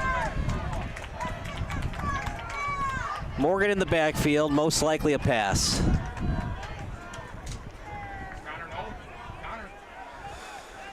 You could run the ball to give your punter more room. Hosty with time. Trying to find Marshall. They got to get it down the field in the middle because the sideline routes are not working. It's just 2 guys in one quadrant of the field for the Fenwick Friars there on that pass. I don't know if somebody was supposed to run a different route, if he got pushed off his line. But when Nate Marshall's running right there and you have Andrew Bjorson less than 5 yards away from him, it seems to me like that's a mistake. Incompletion stops the clock. If you would run the ball, at least you would have forced Brother Rice to call a timeout. Mm-hmm. Not that matters, but it all factors into it. It's a little bit of a factor here at the end of the half. Oh, look at this punt. Man, we got some punts out here today. Morris can't return this one. Inside the 10. Nearing the 5, and then it takes a Brother Rice hop. And then eventually recovered by Fenwick's Dominic Ferrante. I mean, talk about a field flip right there. He kicked that ball from his own 15-yard line. Got it all the way to the other 10. That's special teams at its finest right there. It's been the Noah Sir day today. The field goal from 41, an excellent punt. The return by Morris, the only thing they did do that Sir did wrong was a little bit short on the punt, but the hang time on Morris's return previously was excellent. Yeah, he got that ball high up there and it just hung. You know, the returner probably should have at least air caught that one so it didn't roll, but on to the next play. Gets to the second level and he gets the first down. Clock will stop briefly. But Brother Rice is not with a sense of urgency right now. What they want to do, Hayden, they want to score, and they want to score with like 30 seconds left on the clock. 4-minute drill instead of a 2-minute drill, right? Just to kind of knock some of that time off the clock with some of these runs from the big man. Only time that Brother Rice scored was because of their special teams. They got it to the 13-yard line, and then Gray and the offense did the rest. Special teams can flip a high school football game so quickly. I've seen it so many times. It's the biggest play in the game. 2nd and 8 at the 23. Fenwick only has 2 timeouts because remember they called one. Mm-hmm. That was in the first quarter when they called it. And it looks like they're going to let this clock roll down. Gets it in between the linebacker and the safety, and a nice completion, pitch and catch, as was delivered to Jimmy Maxon III. Just on the slot here. Looks like a quick little slant route. Brother Rice, they're used to these type of positions, partner. They lost in overtime to Marist, and they lost in the last 2 minutes to St. Rita, so they're used to these close games. That's a good thing to have here early in the playoffs. Bouncing off the tackle is Green, still on his feet. Stiff arm action and beauty. Gets to the sideline. And that's what a good running back can do. Look, offensive line is important, but sometimes it's you against the 11 defenders, and that time Green won that battle. And that changes the composure of this drive. He gets out of bounds there, too. Now we have the ball on the 50-yard line, 49-yard line. About a minute 20 left. They're looking to score here now. Yeah, we saw a nice boot from Gomez. If you get the ball to the 30, he still could make it. Mm-hmm. And especially after that good punt by Sir, they've moved the ball effectively here with, about 2 minutes. And we're going to get a timeout here. Give your defense a rest. We'll stick with the action. They only have 1 timeout left. So now it's even more of an advantage for Brother Rice. You can score and you don't have to worry about Fenwick stopping the clock to get the ball back. I think their mentality's just flipped like I was talking about, from saving that second timeout for maybe a drive at the end of the half to get some points. Now their backs against the wall and they're like, okay, let's make sure our defense is set up appropriately so we're not giving up any more points here. How about this, partner? Logan Schultz, he is walking around on the sideline. Oh. Good for him, man. He might be good to go for the second half, but Fenwick's got to find a way to put points on the board. For them to win this, they likely need at least 17 to advance to the second round. You could tell the big man wants to get back out there, too. He looks like he's trying to maybe convince the trainers if he can get back in there. I think 17's definitely going to win you this game. I think both of our score predictions were a little bit over the hill there because it's looking like you said 17's going to win this ball game easily. How many plays can Gray make today? He's got a clean pocket now. Here comes the pressure. He spins out of it beautifully. Gray with time now over the middle. No one home. How did he get out of that, Hayden? He had both defenders closing in on him on both sides. He did the old, I like to call it the old Russell Wilson spin. I think that's who made it popular. He kind of backs up, spins out of the pocket. Wasn't able to make the play, but just an excellent play to get out of that and avoid the sack. 2nd and 10, but it could have been 2nd and 15 or 2nd and 18. Especially with this little amount of time on the clock, to be able to get the ball stopped, the clock stopped there was huge. One in motion, that's Goggin. Hand up the middle, interesting play call. Will Brother Rice burn a timeout, or are they happy going up by 4 points into halftime? Man, if it was me, obviously you want to score here, but let's look at the composure of this game, or the composition of this game. 3-7, you don't need that many points, so just be safe with the ball. 3rd and 9 at the 48. Brother Rice doesn't have to snap it, but they will. Rolls out to the right. Gray with time. Here comes the pressure. Gray still on his feet. Here comes the sack. And Gray wisely. Did the ball come out? Fenwick ball! I saw the refs. What do you call it? The blue beanie bag come out. And must have been right there. Wow, yeah. It looks like he just came in and ripped the ball out from him at the end of the play. That's what we were talking about. Those guys are going in there with the intention to take the ball, not just sack the quarterback, it looks like. Just take the sack, partner. Fenwick only has one timeout left. I know they would have called a timeout and forced you to punt. Anything but a turnover there. Huge play. Again, can flip this game right here. You know what that timeout. Yeah, I agree. A lot changed on that play. Brother Rice, they call a timeout to slow it down, get the composure back of their players. A lot's happening right now. And look, they can tell their defense. Fenwick hasn't really done much offensively today. Even if they kick a field goal, because Noah Sir has an excellent boot, we're still up by 1 point. Just don't give up a touchdown here. That's what you were just talking about, that momentum, that big play right there. What you got to be worried about as a defense is what we call the sudden change. I was talking about it a little bit earlier. They're trying to go over the top. When something big like that happens, they want to score quick just to take advantage of that momentum. Now this timeout, that could change the play call here. We'll see. I still think Fenwick tries for a big one here. Need 40 yards to score a touchdown. Clock stops briefly on a first down. One timeout remaining for the Friars. They split the wide receivers. Hosty with time in the pocket. Throwing it downfield. Double coverage. Bjorsen. He catches it. You don't have to spike if you don't want to. You got one timeout left. Hurry up. They just flipped the receivers on that play. The outside receiver came in, the inside one went down the sideline.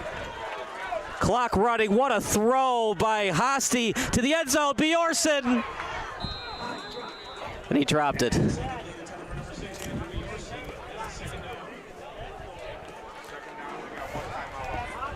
First and goal at the 1.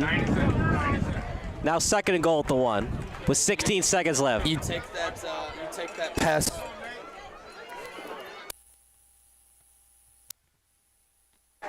Second and goal at the 1. Fenwick trying to score here. 16 seconds, the clock is stopped. 16 seconds left. Ball at the 1-yard line. Hosty with time to the end zone. Flag on the play. Oh, looks like we're probably going to get some pass interference here. Man, what a... That was that play I was talking about, that sudden change, right? As soon as that ball gets turned over, the offense is looking for a big play. And here's the thing, Hayden. Why didn't Fenwick call a timeout? This is why. You could run the ball here, and you got to call a quick timeout for one more play. It was actually a smart goal line fade. I hate those calls, but that was a good call there to stop the ball.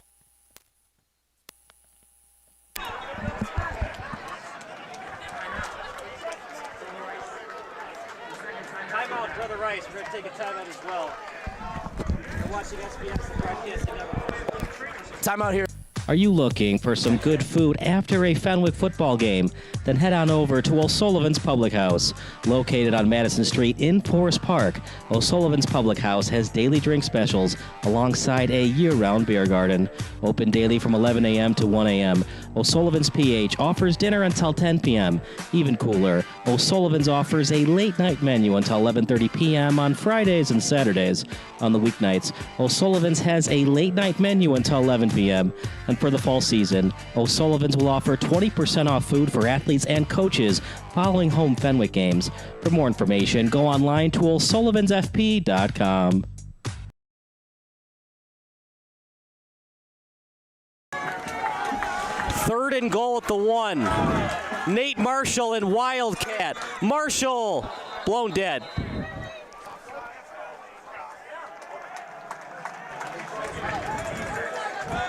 See, the problem with that, though, it was a free play for Fenwick. I wish they would have allowed the play to happen. Now, if it's neutral zone infraction or unabided to the quarterback, then you have to call it right away. If they line up offside, then it's just a free play for the offense. So what, now they get fresh? Oh, no fresh set of downs here. Still second down. Still second down here. Second and goal at the 1. Marshall again. Marshall to the end zone. Ball loose on the turf. Brother Rice recovers. Touchdown, Fenwick. Calling it a touchdown. Yep. Ref called it a touchdown right away there on the goal line. I think when he extended that ball out, it was play dead. A lot of things happening here. Diving for Marshall. We have a pretty good angle. It looked like he crossed the goal line. Looks like he got that reach out and then probably fumbled after that. Wow, what an end to the first half. That was a fast and furious, last minute of the Good half? snap, the hold there. Noah Sir straight through. We'll stick with the action. 8 seconds left. We still got 24 minutes of football after this. That felt like the end of the game. I don't know why. Like, just after no scoring for that whole first half, boom, we get a few points on the board there at the end, and on a big play, too. I mean, that's how you draw it up. What's going to be the encore performance in the second half? I think, man, that's a good question. I think we got to see more from Lofton for Brother Rice if they want to continue to stick in this game. And for Fenwick, I mean, I think you just stick to the game plan, what you've been doing. But we do need a little bit more out of Hosty as well.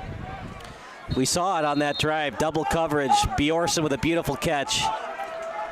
That was a heck of a catch. Over the shoulder, right in the middle of the two defenders. I mean, actually, that throw might have been even better. Noah Sir, it's a squib kick. And giving himself up near the 22 was Nicholas White. And it'll most likely be victory formation for Brother Rice here. Yeah, here to end the half. Like you said, go into the locker room, talk it out, and come out here. I mean, you gotta work on the offense for Brother Rice. Like you said, the only score that they really had was from a big punt return. I mean, they probably don't have over 100 yards for the day. So you got to go back in at halftime and just work on this game plan. Work on getting your guys into some space. For Fenwick, the opportunity is there for him. Can we see a little bit more offense? Will that catch by Bjorson and double coverage, will that ignite this offense? Will it give Hosty more confidence in the second half? I think it does exactly what you just said there, right? The confidence factor is key. He did start the first game of the year for him, but he's kind of filling up as the backup role here in the last 2 games. He just needs to come out here, relax, and give the ball to the guys that he knows can make plays for him. So we'll take a break. We'll take a 5-minute break, in fact, then we'll give you some halftime analysis. 10-7 lead for Fenwick, thanks to Nate Marshall here on Sports Broadcast Solutions, a broadcasting network for everyone. Stop what you're doing. If your SBS broadcast looks blurry on your laptop or desktop, do the following steps. Number 1, click on the wheel icon at the bottom right of your screen. Then click on quality. Click on the highest quality that's available for you. And number 3, wait for your laptop to load and enjoy the broadcast. If your broadcast looks blurry on your phone or tablet, do the following steps. Number 1, click on the wheel icon located at the top right of your screen. Number 2, click on advanced. And number 3, click on the highest quality available.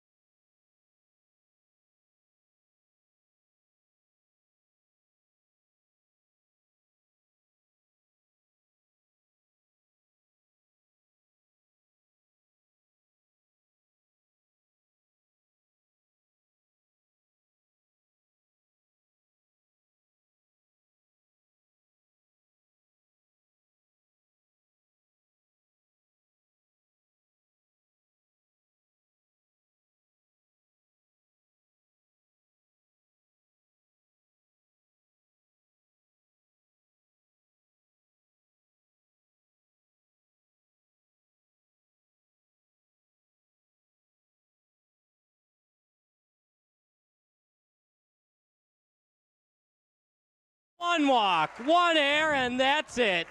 Color commentary, highlight reels, recruiting videos, and much, much more. Unlike our competitors, we zoom in on the action and always have a live scoreboard with a live time code. If you're ready to have your next sporting event feel like CBS Sports, then make sure to call Sports Broadcast Solutions today.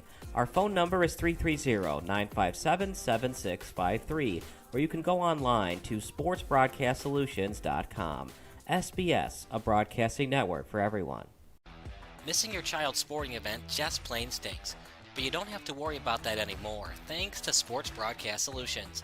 SBS is a live broadcasting network, as well as covering your on-demand needs, recruiting videos, highlight reels, and much, much more.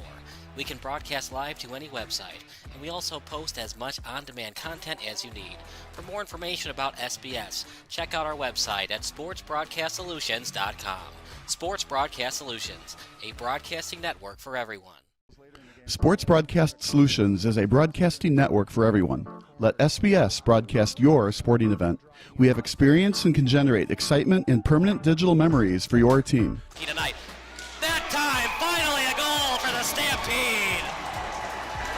We have professional videographers using high-definition modern-day cameras, color analysts, and play-by-play announcers with state-of-the-art, classy graphical scoreboards to keep you updated. Plus, we have commercials to advertise your team, club, or sponsor, and us.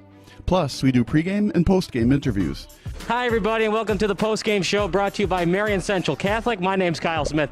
Well, my name doesn't matter. These young ladies matter. It's senior night as the Hurricanes win a battle down the stretch, 48-46. Hi, I'm Carrie Kramer.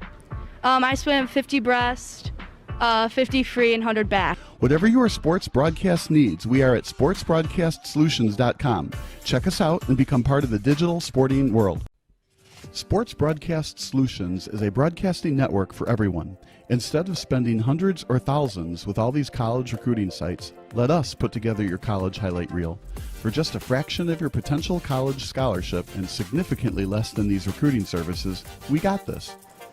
In addition, we put together highlight reels for teams, including high school, your club team, or travel team. My teammate gave me a great pass, and I just took it. Other team slashed me, took the opportunity, saw where the goalie was weak, and I just shot it there. Solon, O'Connor, and Marsh back on defense. And Marsh gets a blowout. We got a breakaway, a 2-on-0. A shot, and a goal! So 3-3. The power play was officially over. Whatever your sports broadcast needs, check us out at sportsbroadcastsolutions.com. Check us out and become part of the digital world. Sports Broadcast Solutions is a broadcasting network for everyone. For those of you who would like to broadcast or live stream your event, or maybe make a highlight tape, but would like a sponsor to fund the event, SBS has a myriad of ways to advertise your sponsor during our broadcasts. We have commercials. We have on-air reads by the announcers. Albatross Physical Therapy and Wellness specializes in pain-free. We have graphics, and we have watermarks. Finally, Sports Broadcast Solutions can create a commercial for you or your sponsor. Whatever your sports broadcast needs, we are at sportsbroadcastsolutions.com. Check us out and become part of the digital sporting world. Sports Broadcast Solutions is a broadcasting network for everyone. For those of you that just want raw footage of your sporting event, but no play-by-play or color commentary, you just need us to live stream video from the event over the internet. We will live stream your event on YouTube on our Sports Broadcast Solutions channel. In addition, we also have a dedicated channel on YouTube for live streaming at SBS Livestream. And if you need multiple channels, we can utilize Facebook Livestream and Instagram Live on our channel as well. Options include commercials from your sponsors, professional scoreboard graphics are still available, and of course, yes, pre- and post-game interviews are available as an option if you want. We've been working really hard this whole summer and stuff. Whatever your sports broadcast needs, we are at sportsbroadcastsolutions.com. Check us out and become part of the digital sporting world. Sports Broadcast Solutions is a broadcasting network for everyone. We broadcast sporting events for people of all ages, including adult leagues, high school leagues, and kids. Complete with professional-looking graphics, broadcasters, color analysis, and commercials. We do pre- and post-game interviews with the players. In addition, Sports Broadcast Solutions does highlight films, including college recruiting reels, highlight films you'd see on sports news programs, and just simply highlight films for fun. Sports Broadcast Solutions also provides raw footage and live streams if you'd like. Subscribe to us and listen to our professional talk videos about relevant topics in the pro and college ranks. Whatever your sports broadcast needs, contact us at sportsbroadcastsolutions.com and become part of the digital world.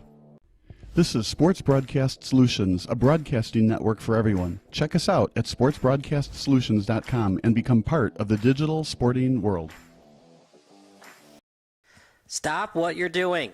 If your SBS broadcast looks blurry on your laptop or desktop, do the following steps. Number 1, click on the wheel icon at the bottom right of your screen. Then click on Quality. Click on the highest quality that's available for you. And number 3, wait for your laptop to load and enjoy the broadcast. If your broadcast looks blurry on your phone or tablet, do the following steps. Number 1, click on the wheel icon located at the top right of your screen. Number 2, click on Advanced. And number 3, click on the highest quality available. If you're still having issues, type in the live chat. Thanks, and enjoy the game. Are you looking for some good food after a Fenwick football game? Then head on over to O'Sullivan's Public House. Located on Madison Street in Forest Park, O'Sullivan's Public House has daily drink specials alongside a year-round beer garden. Open daily from 11 a.m. to 1 a.m. O'Sullivan's PH offers dinner until 10 p.m. Even cooler, O'Sullivan's offers a late-night menu until 11:30 p.m. on Fridays and Saturdays. On the weeknights, O'Sullivan's has a late-night menu until 11 p.m. And for the fall season, O'Sullivan's will offer 20% off food for athletes and coaches following home Fenwick games. For more information, go online to o'sullivansfp.com.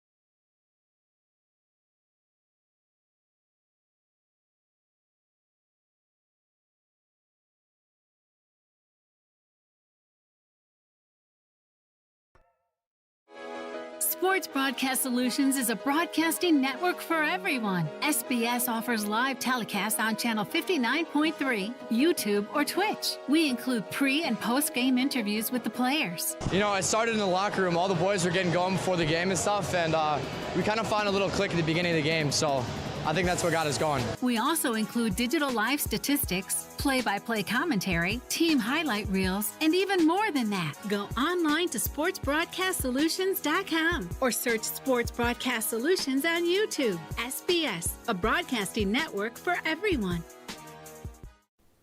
Sports Broadcast Solutions is a broadcasting network for everyone. At SBS, we offer a professional broadcasting experience for the non-professional athlete. Just like the pros, we offer everything for you. Play-by-play commentary. A no-hitter at Kane County Stadium. 15 strikeouts, 1 walk, 1 error, and that's it. Color commentary, highlight reels, recruiting videos, and much, much more. Unlike our competitors, we zoom in on the action and always have a live scoreboard with a live time code.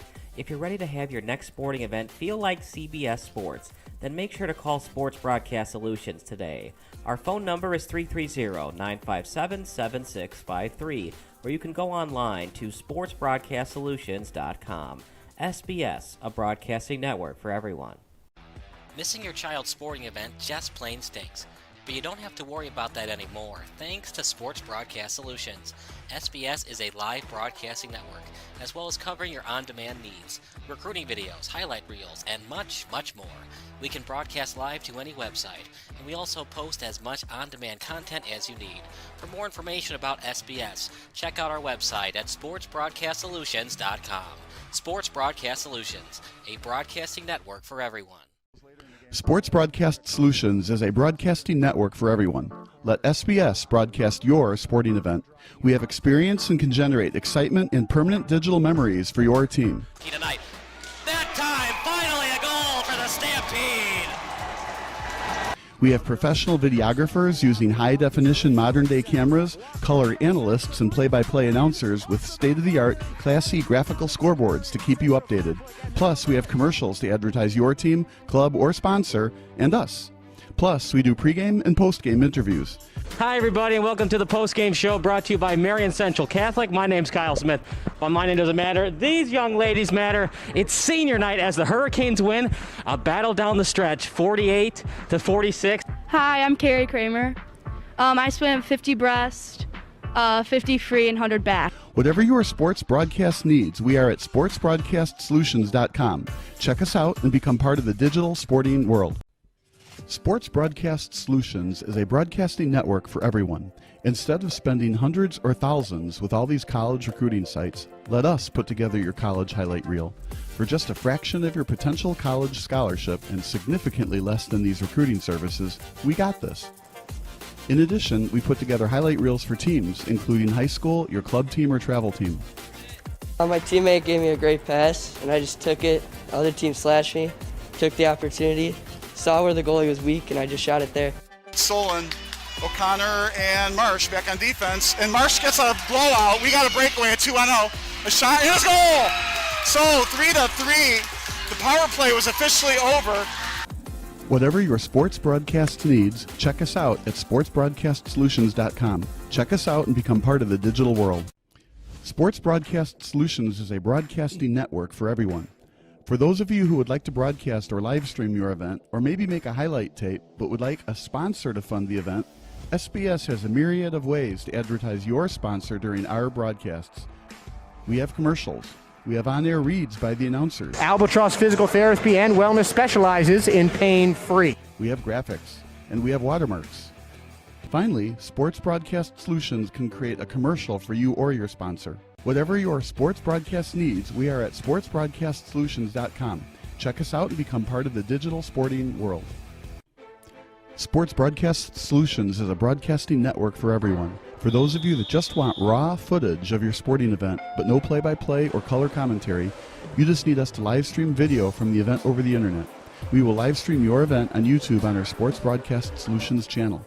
In addition, we also have a dedicated channel on YouTube for live streaming at SBS Livestream. And if you need multiple channels, we can utilize Facebook Livestream and Instagram Live on our channel as well. Options include commercials from your sponsors, professional scoreboard graphics are still available, and of course, yes, pre- and post-game interviews are available as an option if you want. We've been working really hard this whole summer and stuff. Whatever your sports broadcast needs, we are at sportsbroadcastsolutions.com. Check us out and become part of the digital sporting world. Sports Broadcast Solutions is a broadcasting network for everyone. We broadcast sporting events for people of all ages, including adult leagues, high school leagues, and kids. Complete with professional-looking graphics, broadcasters, color analysis, and commercials. We do pre- and post-game interviews with the players. In addition, Sports Broadcast Solutions does highlight films, including college recruiting reels, highlight films you'd see on sports news programs, and just simply highlight films for fun. Sports Broadcast Solutions also provides raw footage and live streams if you'd like. Subscribe to us and listen to our professional talk videos about relevant topics in the pro and college ranks. Whatever your sports broadcast needs, contact us at sportsbroadcastsolutions.com and become part of the digital world. This is Sports Broadcast Solutions, a broadcasting network for everyone. Check us out at sportsbroadcastsolutions.com and become part of the digital sporting world.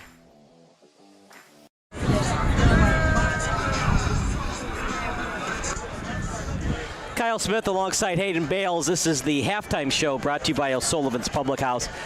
10-7 lead for Fenwick. They're very lucky to be leading right now.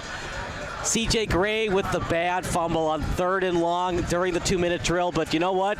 Give props to this Fenwick offense. They capitalize on it. 39-yard completion to Andrew Bjorson, and then the 1-yard Wildcat formation run to Nate Marshall. That's where we stand right now. Both offenses struggling a little bit, especially Brother Rice. Only touchdown they scored was off pretty much a punt return from KJ Morris. What we talk about at the beginning of the ball game, man, taking care of the ball. It's so important here, especially when you get to the playoffs. Now, everyone wants to go out there and score a billion points, 50 points a game. that's just not the goal here. Like right now, what we're trying to do is take care of the football. It's kind of coming out. Both teams kind of struggling with turnovers and putting points on the board right now. We talked about C.J. Gray. He's struggling today, but he does have an explosive arsenal around him, and he can produce offensively. During that loss to Loyola, Gray had a 75-yard touchdown run as a QB. He was also 30 of 44 passing for 228 yards and an interception, and rushed for 98 yards in that game. So we know that C.J. Gray can do it. Why isn't he doing it today? Well, speaking on his athleticism, we saw him get out of the clutches of Nate Marshall on one of those sacks. He got out of it. He did get chased down by Nate Marshall. But, you know, as far as what he needs to do, I think that's a big issue of why he hasn't been able to get what he's trying to get done, because he has that guy just prowling around the line, the 4-star recruit. What he needs to focus on here more is just keeping track of the ball and keeping care of the ball. Like we said, that was a bad turnover at the end of the half that led to those points. We take that off the board. I mean, Brother Rice is winning this game. So just, it's all about keeping care of the ball for C.J. Gray this half. It's a Brother Rice team on a 5-game winning streak. They shut out St. Lawrence 35-6 in one of their most recent wins. That doesn't matter anymore, partner. Survive and advance. Winner goes to Downers Grove North. If Brother Rice wins, that'll actually be the home team, because an IHSA postseason pairing, if you're the away team for the first round, you get a home game in the second round. I did not know that. So Downers Grove North, if they want a home game, they're actually rooting for Fenwick. They're actually rooting for Fenwick. Okay. That's interesting. I did not know that about the IHSA. Actually, that makes a lot of sense. And both these guys, they're just looking to look. Fenwick wasn't in the playoffs 2 years ago. This is kind of, I mean, it's not new territory for them, but it's the least inexperienced team of the two teams we're looking at today. Brother Rice, can they keep their composure for this second half? Brother Rice in the quarterfinals last year. But here we go, second half of football. Noah Sir to kick, high arching kick, near the 10. Brought out at the 8. Here goes Morris. Morris with space. Morris up the middle. Got to find a way to kick it away from him at this point. Maybe kick it out of bounds and take the. Oh, here we go. A fight on the field. Is it going to be called on Fenwick? I didn't see who got who there. We're going to watch the return again. Looks like it was the kicker involved.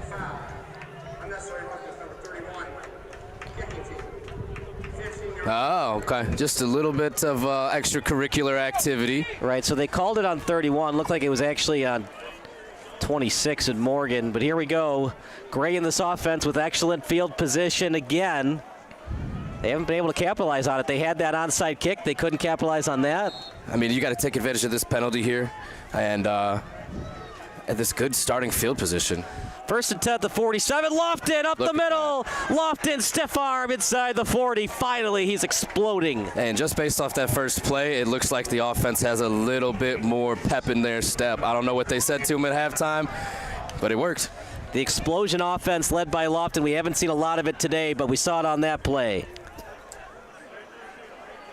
Only need 3 to tie it. That's probably their first, real good downhill run of the game coming here in the second half. Lofton again, stutter step move, Lofton.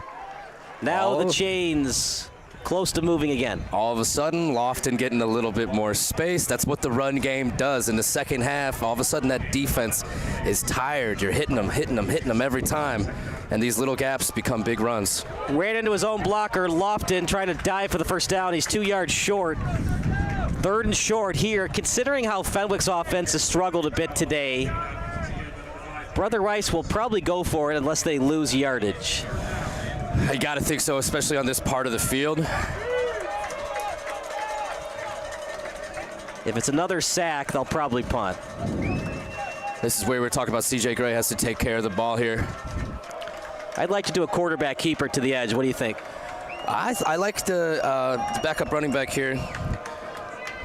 And you were right. Yeah, they go up the middle. He's close. Where are they going to spot it? It's going to be close.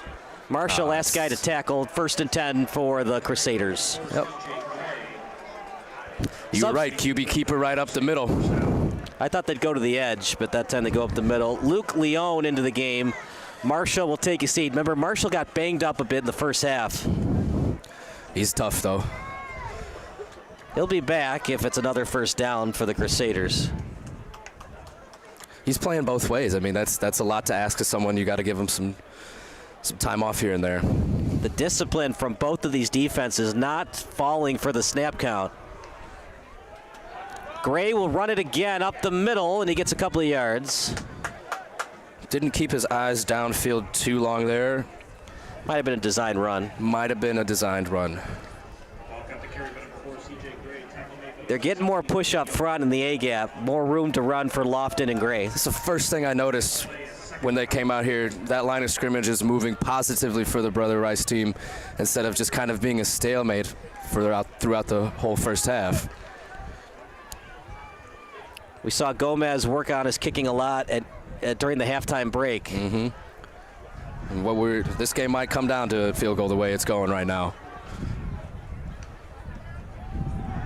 Time for Gray. He's got a man, and it's completed as he completed at that time to White. And White near the 10, finally brought down by Morgan and a slew of other Friars. Just hits a nice little flat route there. Oh, got a penalty on the Brother Rice team, a legal man downfield. Got to know your assignment. That's one of the most annoying penalties to get as a skill position player. You're doing all that you could do, and you look in and one of those guys is down the field. Come on, man. But especially on a passing play. A running play, you can almost understand it. Right. On a passing play, if you're not an eligible wide receiver, just stay back. What you doing? Now it gets a little tricky with those screens when you want guys running out to go grab some of those perimeter guys. 2nd and 12 at the Fenwick 29. Gray with time, and he threw behind him. He was trying to get it to Green. 3rd and long. Got to be smart here if you're Quadenfeld and this Brother Rice coaching staff. You want to get the 1st down, but you also want to help out your kicker. Behind the sticks now, 3rd and long. There's not a lot of options that you could do. I would expect to see something safe like a screen play here. Like you said, give your field goal kicker an opportunity. Only down 3, of course. Would love the 6, but this is going to be one of those games. It might be a 13-10, 16-13 final. Flag on the play. Oh, false start. Now, we talked about it earlier. We're going to talk about it again. When you get too cute with the snap count, sometimes it confuses your own offensive line. And now listen to the crowd. Now you just got them involved in this game. Now they're excited. And it just pushes you back even further. Now we might be out of field goal range, too. Logan Schultz, he is walking around trying to plead his case for the cheerleaders in the fan section to get excited. And it worked. 17. Here comes the pressure. Gray to the sideline. Oof. Deflected away. Decision time for Brother Rice. Here's the good news, Hayden. It's high school rules. If you miss the kick, the ball is spotted at the 20 instead of where the holder is. Another little nuance. I don't think I knew that. So that's a huge advantage. It's still your 4th and almost 20. 51-yard attempt. A punt wouldn't make much sense here. The field goal would make more sense. Now, just because they get the ball at the 20, I would go for it. I would kick the field goal if I were them, but. A million bad things can happen when you kick. They'll do a spot, yeah. Love that play, honestly. Oh! Couldn't quite catch it. And a little tap on the helmet from his teammate. And that's a huge play. I mean, when you get that ball and you down it at the 1-yard line compared to the 20-yard line, that's a lot of extra space. I understand the play call. Look, a million bad things can happen on a field goal attempt. It could get blocked. Your kicker could get hurt on the play. You could have a bad snap. It's not as automatic in the NFL level like it is in high school. Bad snap, bad hold. It's just, like you said, a lot of things can go wrong that people take for granted in the NFL. And you can't be a pessimistic Peter on the play. Like, if you have a chance to tie the game, you go for it. but early on in the third quarter, I think it's too early to attempt a 51-yard field goal. And that was the perfect play call right there, the quick punt. I definitely think they wish they were closer to the goal line, but they'll take the ball at the 20 and rely on the defense here. Yeah, if Hosty was playing well today, you would think a little bit differently, but you're forcing this offense to go 80 yards to put this game away. That's not a bad strategy. Did he stay in bounds? It was completed to Romeus, and he did. Good toe tap on the sideline there. Offensive coordinator for the Friars want to go hurry up here. Looks like. Now they'll switch the personnel. That's Jack Paris coming in. He's usually in on their heavier goal line sets, which 3rd and 1 here. Looks like they're just going to try to get this first down. Paris again. Paris up the middle. He dives. He got it. That's going to be close. But yeah, he falls forward. You know, they really don't like to bring out the chains in high school football. If it's close, they're giving it to him. That's been working all night. It's been their bread and butter. Do you consider bringing everybody in the box and forcing Paris to go play action? You got to do something because they're keeping him on the field here for 1st and 10. So obviously they think they got something. Paris again. Paris to the edge. Paris near the 35, then finally brought out of bounds. On the tackle was Keith Edwards. Just a simple QB keeper. You call that an off-tackle sweep. Make a few guys miss. Now it looks like we're going to go back to the regular. Oh, nope. Jack Paris is staying out there. If it ain't broke, don't fix it. They're going to keep going. Yeah, a 5-yard chunk there. Why not? Paris again, A-gap run. This push up front by the offensive line has been excellent. Paris is doing a great job sitting behind those 2 pulling linemen, waiting for them to open something up and then going right through that gap. You love to see a Logan Schultz into the game. I was going to say, is that Mr. Schultz I see back out there? It is. 3rd and 2. His pleading and begging with the training staff paid off. Are they going to do it again? Paris still in the game. Paris off the right guard, still churning those legs. He's short. I think they got a little bit too cute that time. I'd like to see Hosty for a 2-yard out route. Yeah, you know, they saw something they liked, and it looks like they're going to go for it on 4th down. I can't imagine you bring in the goal line crew for a whole series there and not go for it on 4th down. I'm trying to find Hosty on the sideline to see if he's injured or not. I don't see him. They're going for it. 4th and 1, at least for now they are. I'd be shocked if Brother Rice jumped offside, but it could happen. They're going for it. Oh, up the middle, close.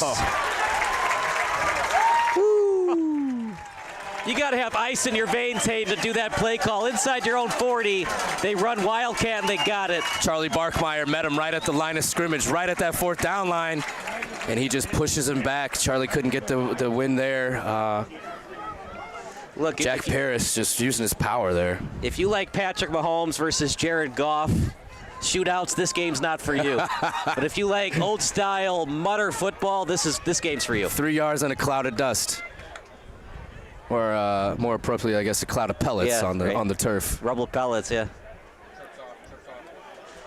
See what Hosty can do here. 1st and 10 at their own 42. Hey, who says low-scoring games can't be fun, though? This is fun. Hosty with time. Hosty looking for Romeus. Got him. Romeus catches it.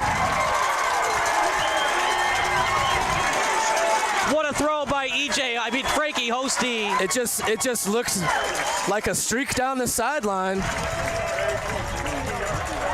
Donovan Moody stuck with him at just a little bit at the end. That's looking like a cover 2 that just got broken right in that crease and that gap between the safety and the cornerback that's so vulnerable down the sideline. I don't know what it is, but last week we talked about at one point of the game he was 5 of 10, but he had a 50-yard completion and a 71-yard touchdown. To the end zone, double coverage, knocked away, and that's the thing. You have to get the ball towards the sideline. When it comes towards the safety, that's going to be picked. They went for their big man, Nate Marshall, on the goal line. They love doing that. Brother Rice responded accordingly. Right. Connor Stack on the defense there. You got to put it in a spot where only a receiver can get it. When the ball comes back in towards the field of play, then it can get picked. Quarterback might have got a little lazy just knowing who his receiver was over there. Big guy, big target. But you're right. You got to get that ball up if you're going to go for that goal line fade. Don't need a touchdown here, partner. You got to know the opposition. Offense is struggling for Brother Rice. You get 3, you force the Brother Rice offense to score 6 to win the game. Now we've got 4 players on one side here. You expect them to go that way, but they're going to keep it inside. Jalen Morgan going to get maybe a yard. Clock management important here. You don't have to run quick plays. You could run clock. And clock is your friend when you're on top, right? After that big play, it's kind of, I like that play call. Just keep it on the ground. Live to fight another day here. Timothy Woods was slow to get back to the sideline. 3rd and 10 at the Crusader 20. Hosty again. I think you're right, Hayden. I think these are set plays with the snap count. It's got to be. I mean, it's kind of a more common strategy now. They got Nate Marshall doubled up on the bottom of the screen again. Hosty, dangerous pass. Was it completed? Incomplete. No, incomplete. So it's a 37-yard attempt. It's like we talked about, Hayden. A million bad things can happen in high school football when it comes to field goal attempts. But the way that Sir is kicking the ball today, I have confidence in him if I'm head coach Matt Battaglia. If it gets back to him clean, me too. We were just standing out here at halftime. Both these kickers were putting up boots. And Noah has been consistent all year. Snap is good. There's the hold. The kick it's blocked. Loose ball. Brother Rice got it. Ball's automatically spotted at the 20 unless it's a return. Have to do it. You're too deep in territory to do a pooch punt. You're too far away from a 4th down attempt. Yeah, that one was just on a line drive. That kick didn't have much of a chance coming off the ground there, but Brother Rice defender got his hand up, knocks it down. Big play to keep the 3 off the board. So they are going to say it was an attempted return, so the ball will be spotted just short of the 20. Yeah, Brother Rice came down with that ball. Actually, the Fenwick coach, Coach Battaglia, thought that Fenwick recovered the ball after Brother Rice got it, and he was pointing. He's like, it's not at the 20, it's a return, it's a return. He wanted that ball bad. You know, for people that are too young to remember the Leon Lett play, when the field goal is blocked, as the defensive team, you don't have to touch it. When you touch it, it becomes a live ball. Leon Lett fumbled the ball off the blocked field goal attempt from Dallas, and then Dallas recovered the fumble in the end zone for the game-winning touchdown. I don't know if I remember that one. When was that? It was, I think, 1993. Was it 93? Yeah. Yeah, see, I was just a wee lad in his diapers. I don't remember that one. Now, I do remember, though, I mean, I think it was Auburn, maybe, a college football, where you, like, walked down a lot of the field and then started running, where it was something similar like that. Yeah, I remember that play, yeah. There was also, we talk about the famous Bears-Packers game, winner advances to the playoffs, loser go home. Mm-hmm. There was a play that was a fumble, but nobody knew it except for Randall Cobb of the Packers, and he picked it up and ran it into the end zone. I remember watching that game in my buddy's basement, man. That was... 3rd and 1, probably a run to Lofton.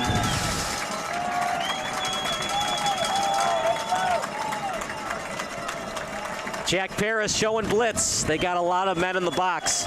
Everybody is blitzing. It looks like 0 coverage on the outside. They're going to drop back out of it, though.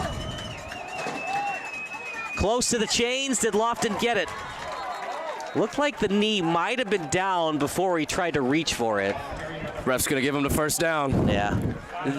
They don't do measurements a lot at the high school level. Not at all. I mean, I remember more than this. I remember a few times the chains coming out. I haven't seen any in these playoff games that I've been doing.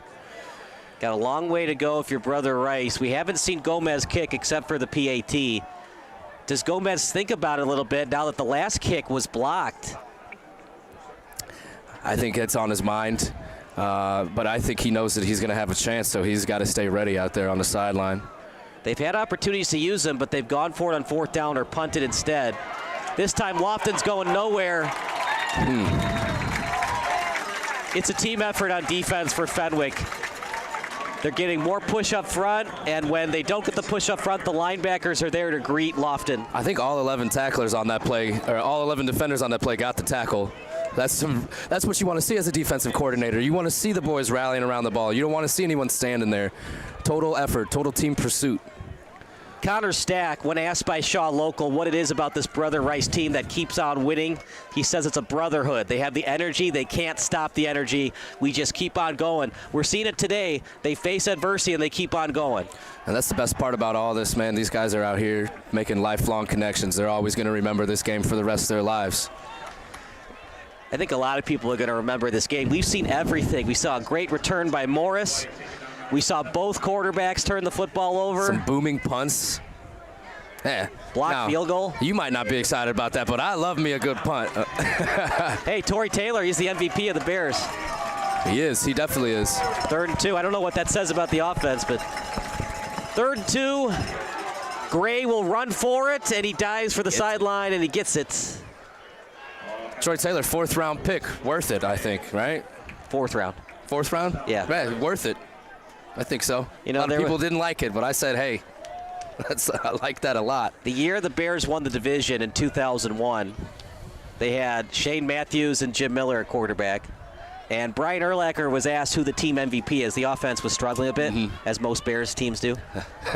And Urlacher said the team MVP was their punter in Brad Maynard. Brad Maynard. See, that's a name I remember. Probably not a good thing if as a Bears fan. There was one game where Maynard had a better quarterback rating than Rex Grossman. Well, that doesn't take much. 1st and 10 at Brother Rice's 40-yard line. Fakes the handoff. Gray with time. Wide open. Oh, no.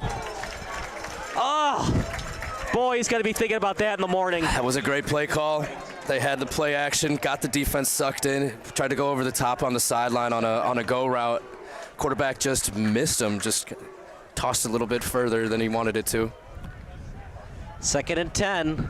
Look, you have to know the situation. You're still only down 3. You'll take the 6, but you have to put your kicker in a position.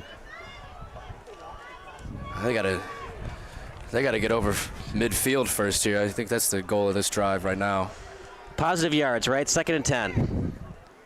One in motion for the Crusaders. Gray, handoff, going nowhere. Lost yardage. Tackle for loss, Friars. As opposed to the beginning of the half when Brother Rice came out here and got that line of scrimmage moving in a positive direction for them. The exact opposite has happened in this drive here. They're getting pushed back, blown up off the ball. Fenwick is doing a great job of controlling the line of scrimmage up front. What do you want to do here on 3rd and 11? To me, if it was me, I'm running a nice little screen play, keep it safe, live to fight another day. Looks like we're going to get at the end of the quarter here. So that ends the 3rd quarter. Fenwick still on top. 10-7. We'll take a break. It's the Friars against the Crusaders here on SBS. Are you looking for some good food after a Fenwick football game? Then head on over to O'Sullivan's Public House. Located on Madison Street in Forest Park, O'Sullivan's Public House has daily drink specials alongside a year-round beer garden. Open daily from 11 a.m. to 1 a.m. O'Sullivan's PH offers dinner until 10 p.m. Even cooler, O'Sullivan's offers a late-night menu until 11:30 p.m. on Fridays and Saturdays. On the weeknights, O'Sullivan's has a late-night menu until 11 p.m. And for the fall season, O'Sullivan's will offer 20% off food for athletes and coaches following home Fenwick games. For more information, go online to o'sullivansfp.com.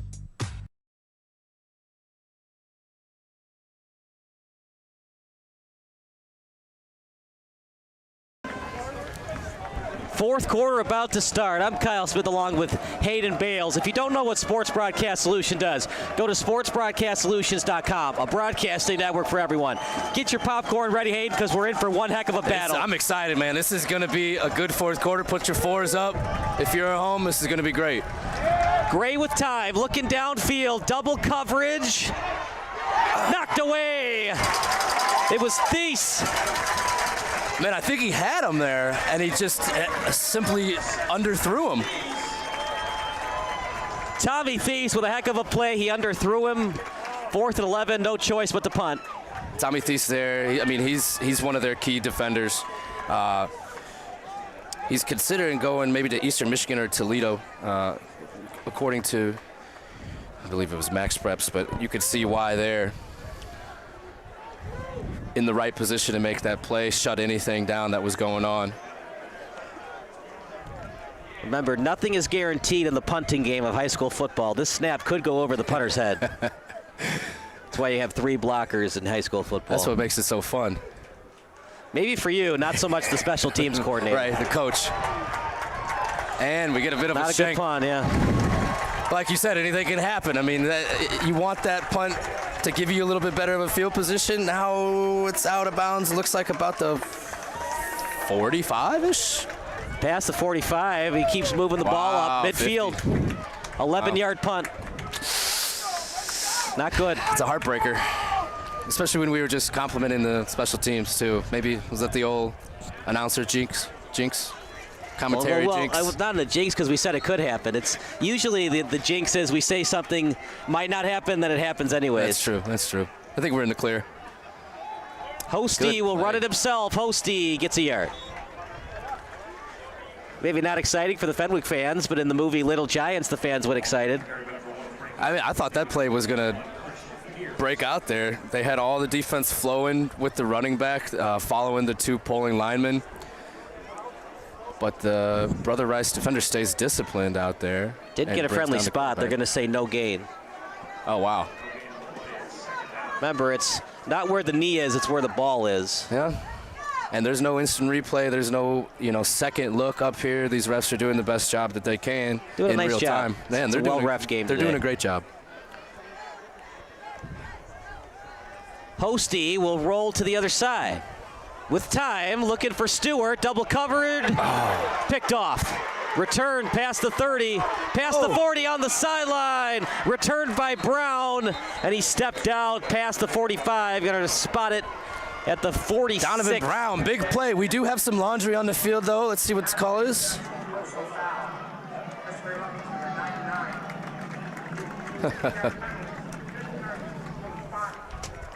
Looks like Big King Liggins got a little bit excited on that return.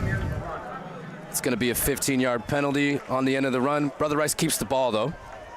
See where they have the 46, so they're going to say, yeah, they got to spot it backwards, which what they're doing now. Okay, here we go. 15 from the spot of the foul. Right, so they're saying the block from behind happened to the 46, so they're going to bring it back to the 31. Yep. Now that we got that all sorted out, like we said, the refs have been doing a great job. That's the thing, partner. You throw into double coverage, it's always advantage defense. You could see the wide receiver right away started to go into DB mode there. He knew it was underthrown, and he tried to make the play, but Donovan Brown kept his composure, snagged that ball out of the air, and they got it right about 10 yards from where he intercepted the ball. Yeah, it's pretty much where he picked it off, so they don't gain anything on the return. Gray with time, and good pitch and catch, but he goes nowhere fast. On the tackle was Brian Timpone. Well, let's see. Last drive was run heavy from them, right? Come out here firing quick on first down. Let's see if we get a nice mix here. It is a low-scoring game today. Just 2 touchdowns. Nice turnout. A lot of people around the fences. That's what it's all about. It's a big rivalry, Brother Rice and Fenwick. One in motion. Handoff up the middle. Lofton still with it. Lofton gets the first. Yeah. Keeps churning those legs for more yardage. 15-yard, or about 13, 12-yard burst there. You know, that's the thing about motion, partner. Sometimes it confuses the defense. They ran white in motion, and it led to a big gain for Lofton. It gets people thinking about different things. It gets you distracted as a defender. Wait, what's that guy doing out there? Do I have to worry about that? All of a sudden, they're running right down your throat. Here comes the pressure from the Friars. Gray will just loft it out of bounds. There you go. See, that's a good get the ball out of bounds play. Hit the trainers. Try to give it to Green, the wide receiver. He played his prep ball at Illinois Junior Celtics. The Junior Celtics. You got any Downers Grove Panthers on the list? Let's see. Oh, I just saw one. Yep. Aiden Paracelli.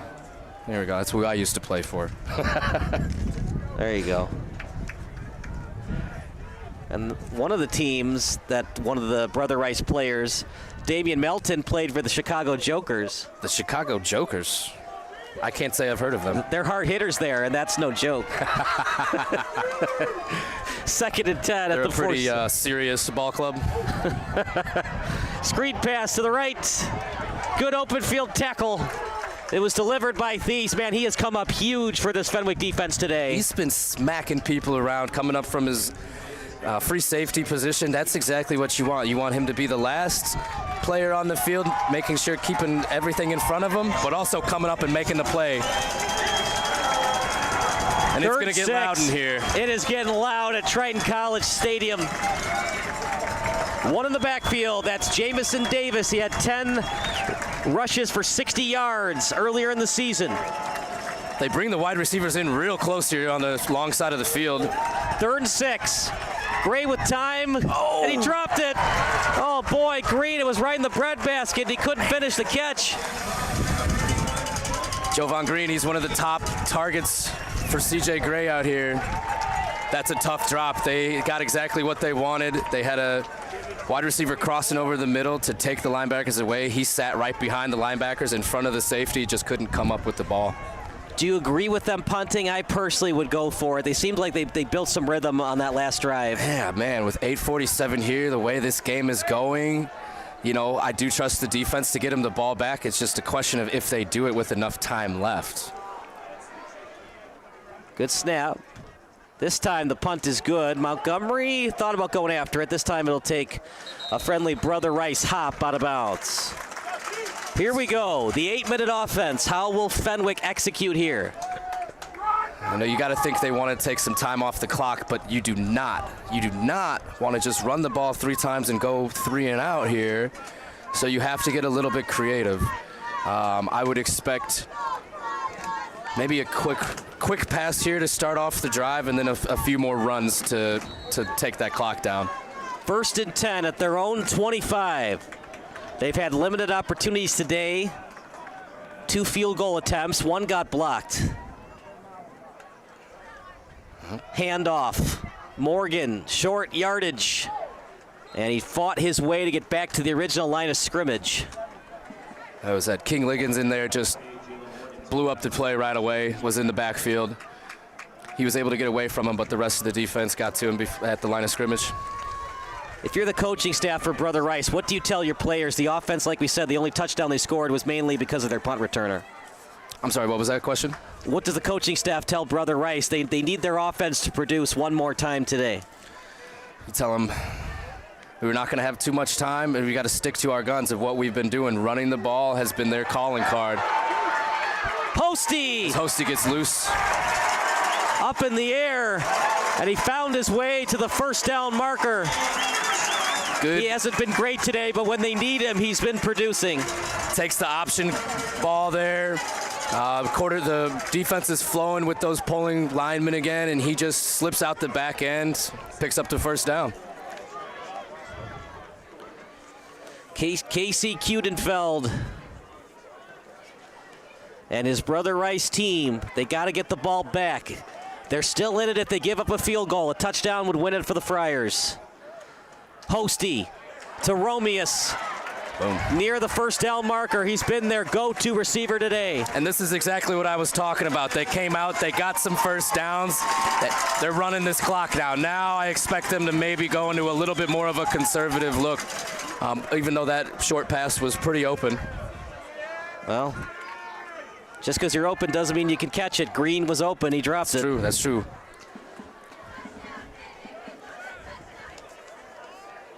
There are some receivers that can catch the ball, and then there's other receivers like Des White.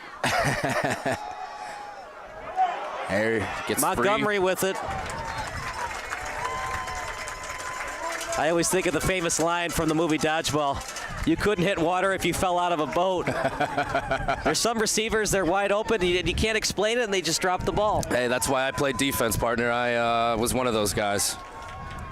I said, oh, I just got to stop them from doing that? I can do that.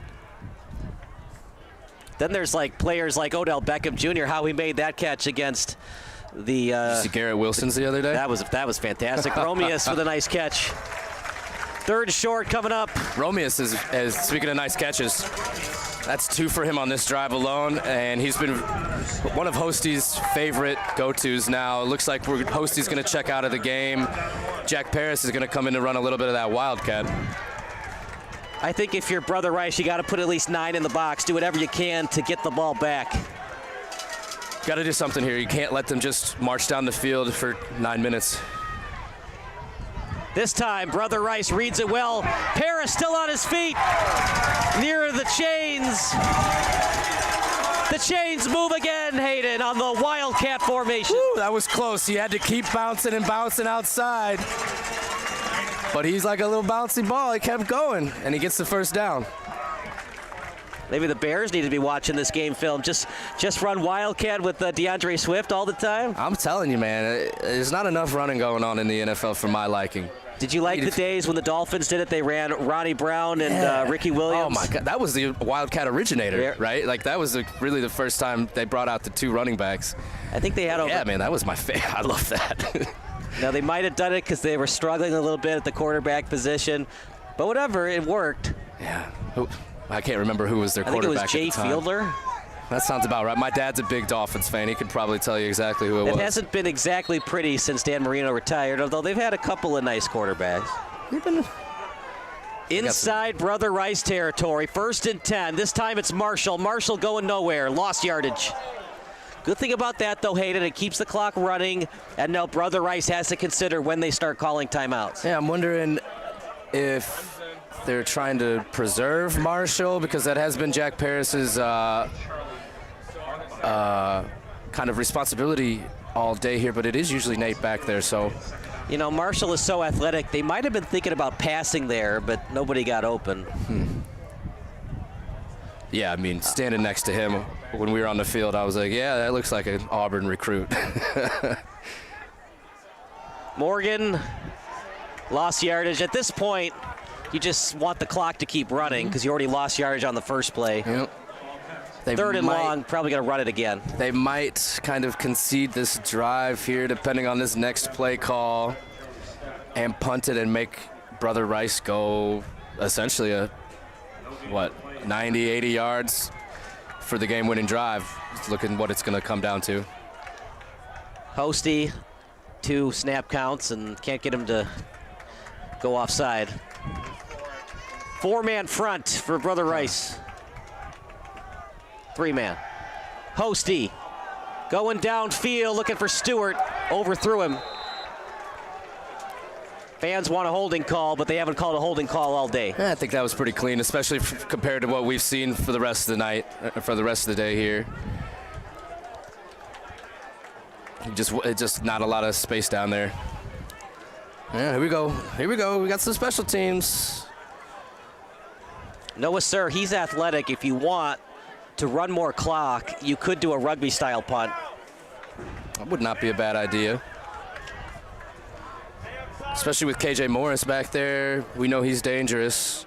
Yeah, he had that nice punt return, and then he had a nice, dangerous kick return, too. And Sir does kind of bounce around with it before he kicks it. Oh, boy. Nice punt. Inside the 5. Boom. Noah Sir, MVP at today's game. Boom. We're getting him for the post-game interview.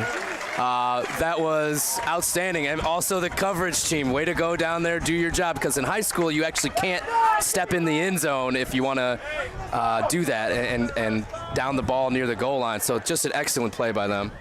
Look at Jamin Williams. Broke his ankle. He's riding along on the scooter. It looks like Nate Marshall's stretching here on the sideline, so he must be a little tight. Because you definitely want him on this last, well, what potentially could be the last drive of the game to help your defense. So if he's not out there, he must be hurting. At this point of the game, your season's on the line, Hayden. Everything in your playbook you got to use now. Everything. This is what it all comes down to. You practice your whole year for this. Lofton just barely got out of his own end zone. And that was close to a safety. You definitely can't give that up here. That's the problem with the spread offense. It takes longer for these running plays to develop. The zone plays, and on the goal line too. If you don't make that cut out of the end zone, you're in a lot of trouble. You feel for Tyler Lofton. He waited so long to get to the postseason. He transfers to Brother Rice. They're in the postseason, and it's just not his day today. It's not, man. He's run into a tough defensive line from Fenwick, Nate Marshall included, but the other guys have stepped up too. 3rd and long. Yeah, that defensive line, Patrick Gilboy, Luke Leone, Aiden Burns. It's just been solid all day. 3rd and 20. If you don't convert, I think you have to punt it. Unless you get to 3rd and 1, then you might go for it.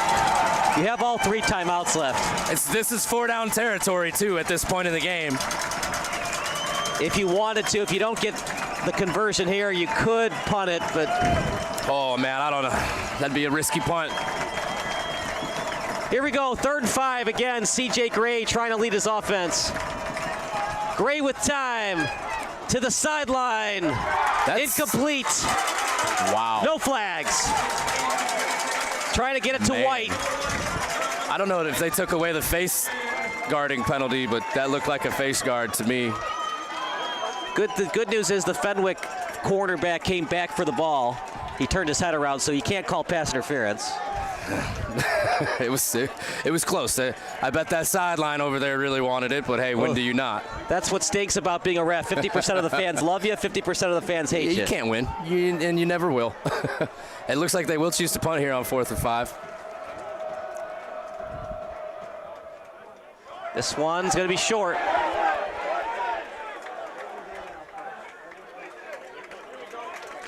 Montgomery yells out poison, and the ball will be down near the 43.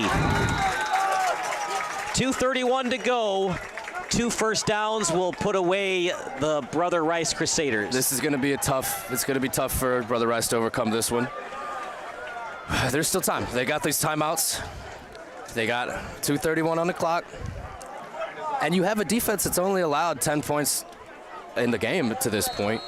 Right. Fenwick's not thinking about points. They're just thinking about first downs. Yeah. But that line up front, we got to see if King Liggins and Braden Parks and Charlie Steck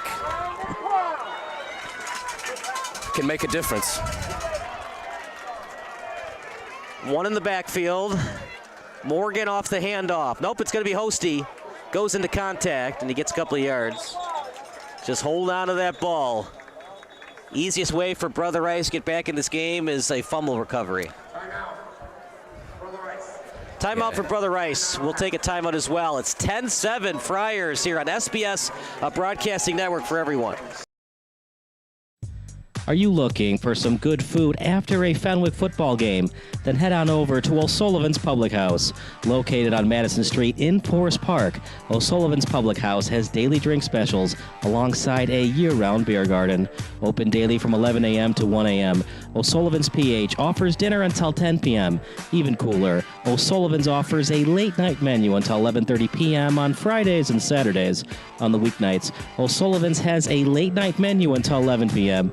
And for the fall season, O'Sullivan's will offer 20% off food for athletes and coaches following home Fenwick games. For more information, go online to o'sullivansfp.com.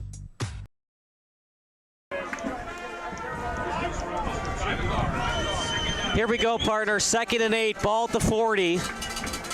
If you pass the ball, an incompletion stops the clock. So that's the issue with passing here. Got to think they're sticking on the ground here. Hosty again, and Brother Rice reading it well. 3rd and long. Brother Rice will call their second timeout. Timeout here. We'll stick with the action. Timeout. Brother Rice. The second timeout of the half. This game's gone by fast. A 1:30 start. We're now at 3:38.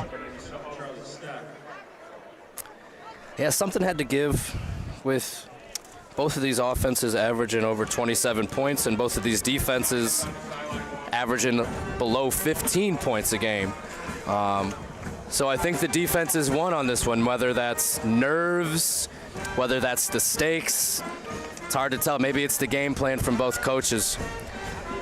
But I do love this surly defensive matchup. If Brother Rice gets the ball back, you got to consider using KJ Morris more. He had a 95-yard kick return against St. Patrick early in the year and a 45-yard punt return. We saw him take one 40 yards today. I was going to say, it makes a lot of sense. We saw he just had a little sliver of space, and he took advantage of it. Got the ball to the goal, near the goal line for what is looking like Brother Rice's only touchdown of the game.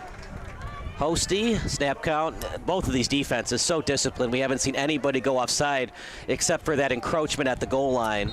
Yes, that was the only one out of all of them. And both teams have been doing the very similar thing where they're getting up to the line, clapping, trying to draw them offsides, but then looking at the sideline for that play. 3rd and 8. If you pass the ball and it's incomplete, it gives Brother Rice a free timeout.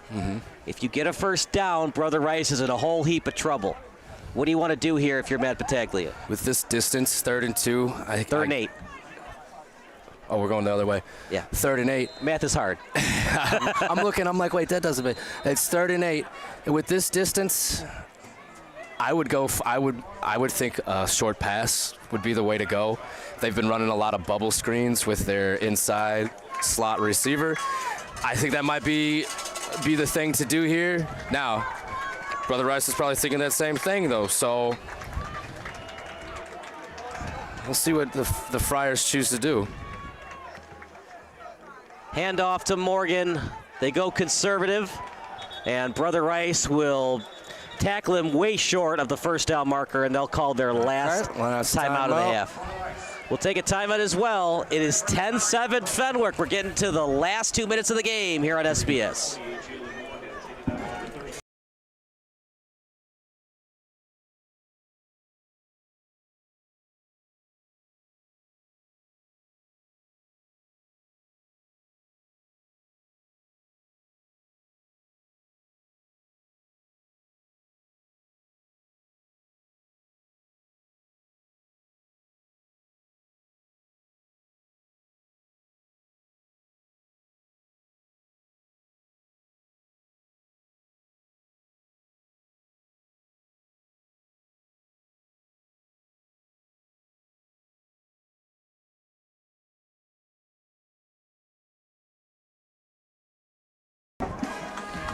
Kyle Smith alongside Hayden Bales. You can also text our text line at 330-957-7653.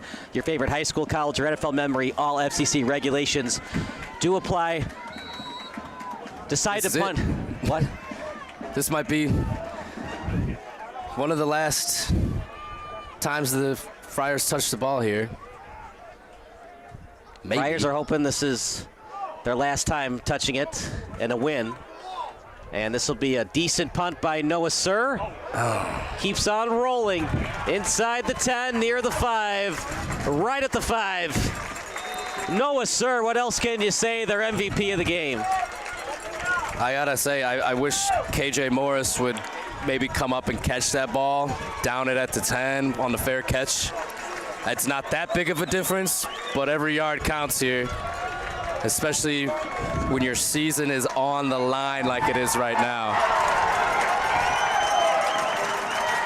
I believe that was Coach Battaglia that just jumped up here on the on the bench and just got the crowd pumped up. Hey, when your head coach is doing it, you better fall in line, right? Even as the crowd. 3 points to tie, 6 points to win. This is going to be tough. This is going to be tough for Brother Rice. They got an uphill battle ahead of them. Here comes the pressure. Woo. He got out of it. Gray still in his own end zone. Safety! That might clinch it. If it wasn't clinched before, that might have done it. So here we go, partner. No more timeouts remaining for Brother Rice. They could do an onside kick at their own 20 or a drop punt at the 30. Obviously, they got to do an onside kick to get the ball back. And that's tough. I mean, and it's a punt on the safety, right? It's not a kick like it normally is. You either do a drop punt at the 30 or an onside kick at your own 20. Got to get the ball back. You have no timeouts, so you got to do the onside kick. You got to. It's the last game of the season. It's the last 2 minutes of the season if you don't get the ball back here. So you have to go for the onside kick. With no timeouts left, if Fenwick recovers, they'll just go in victory formation and just run clock. If they have to take a delay game, they'll take it or use one of their last 2 timeouts. Hey, man, hard fought win. If Fenwick does end up getting this one, they deserved it. Ran their game a little bit better than Brother Rice did today, and like you said, it's only about surviving and advancing. It ain't about putting up 40 points right now. It's about surviving and advancing. Obviously, they're going to work on their offense because this is Hostie's team going forward. It's got to be better. They'll take the win. They're going to have to score a lot more points against Downers Grove North next week. And Fenwick did not like what they saw from Brother Rice, so they'll call a timeout. We'll take a timeout as well. It's 12-7 Brother Rice here on SBS.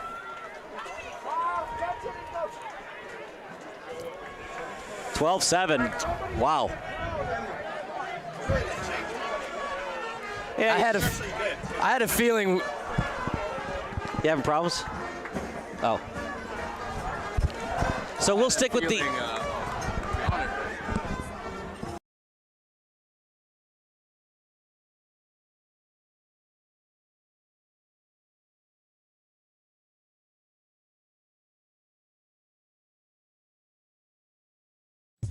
Are you looking for some good food after a Fenwick football game?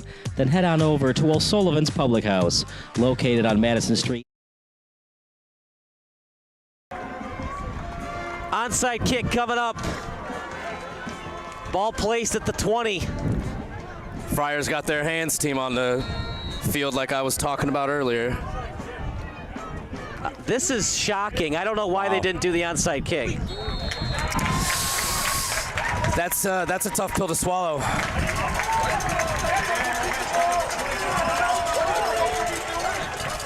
Some confusion up in the coaching box as well. Obviously, the coaches were yelling for the onside kick because if you want to do the drop punt, you could do it at your own 30, or you could opt for an onside kick at your own 20. From your 20, and they kicked that from the 20, right? Yeah. So there must have been some type of miscommunication between the coaching staff there. Either way, very hard to recover an onside kick. Even harder to recover an onside kick when he kicks it regularly, right? Right. Now, you know what you could do? You know how we talked about it's a live ball once it goes 10 yards? You can kick it up in the air for 10 yards and then try to recover it up in the air. Because that's a live ball once it goes 10. Even if it's in the air, you can still catch it. Yeah. Flag, unsportsmanlike conduct, most likely called against Liggins.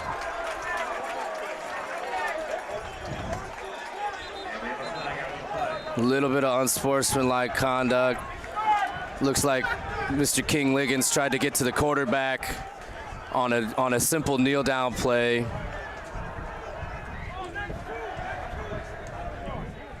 Officials talking it over because they think that Liggins should be ejected. That's his second unsportsmanlike conduct.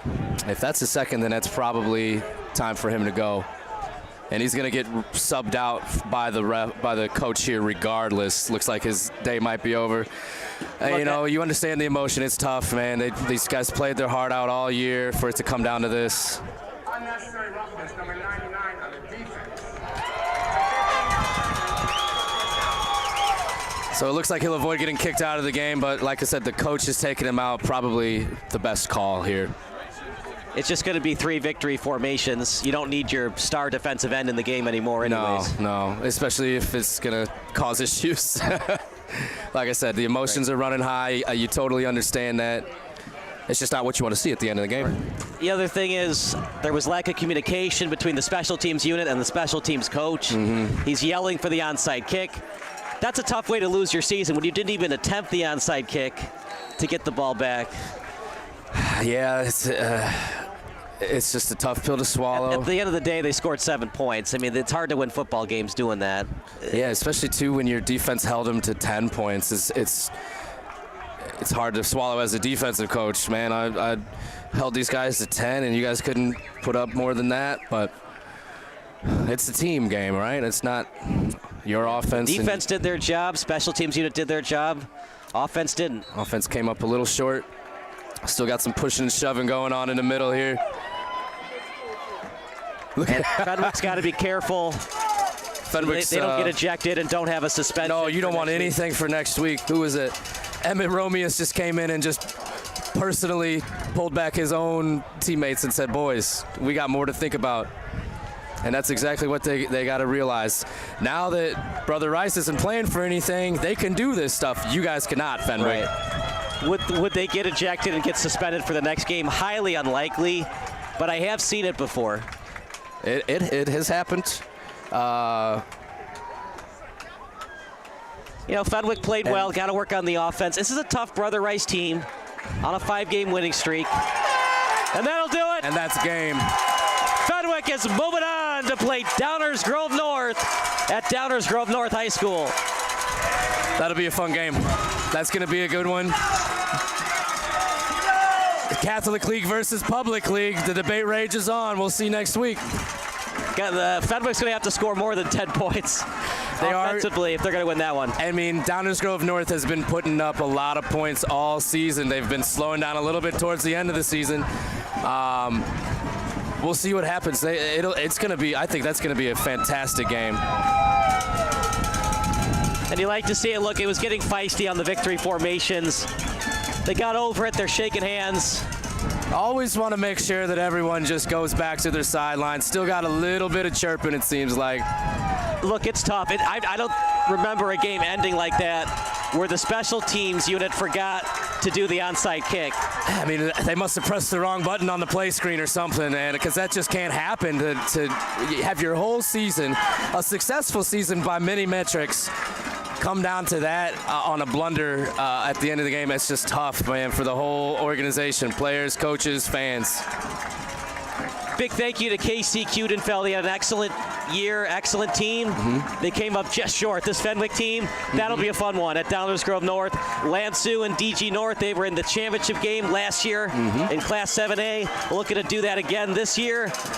They got a tough defense to play in Fenwick, but the Fenwick offense, they got to do a lot better than they did today. Big test for Fenwick to come out there and go out there and beat Downers Grove North. Let's see if they can do it. Like I said, Downers Grove North has been ranked highly all season. Fenwick, this is kind of a little bit newer for them, 7-2, but 4-5 last year. So this is going to be a good benchmark game for their program to see where they stand going forward. So we'll see what happens next week. But for this game, final score, Fenwick 12, Brother Rice 7. Fenwick advances to the round of 16. That does it for our in-game broadcast. Post-game show coming up next, brought to you by O'Sullivan's Public House. For Kevin Macy, for Comer Zaman, and for Hayden Bales, I'm Kyle Smith signing off. And the post-game show coming up next here on SBS. Are you looking for some good food after a Fenwick football game? Then head on over to O'Sullivan's Public House.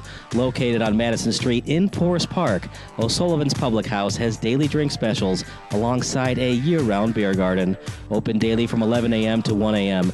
O'Sullivan's PH offers dinner until 10 p.m. Even cooler, O'Sullivan's offers a late-night menu until 11:30 p.m. on Fridays and Saturdays. On the weeknights, O'Sullivan's has a late-night menu until 11 p.m. And for the fall season, O'Sullivan's will offer 20% off food for athletes and coaches following home Fenwick games. For more information, go online to o'sullivansfp.com. Sure, my family loves me. They bought me this sweet new collar. My dog bowl is always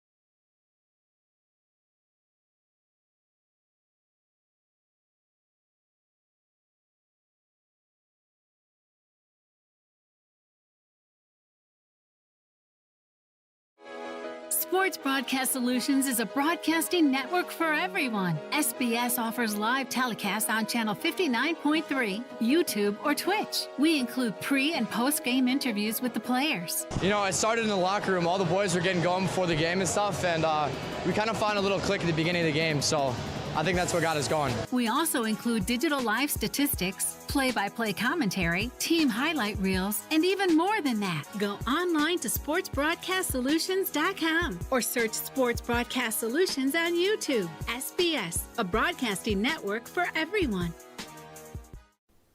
Sports Broadcast Solutions is a broadcasting network for everyone. At SBS, we offer a professional broadcasting experience for the non-professional athlete. Just like the pros, we offer everything for you. Play-by-play commentary. A no-hitter at Kane County Stadium. 15 strikeouts, 1 walk, 1 error, and that's it. Color commentary, highlight reels, recruiting videos, and much, much more. Unlike our competitors, we zoom in on the action and always have a live scoreboard with a live time code. If you're ready to have your next sporting event feel like CBS Sports, then make sure to call Sports Broadcast Solutions today. Our phone number is 330-957-7653, or you can go online to sportsbroadcastsolutions.com. SBS, a broadcasting network for everyone.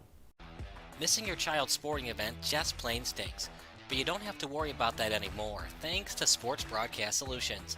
SBS is a live broadcasting network, as well as covering your on-demand needs, recruiting videos, highlight reels, and much, much more.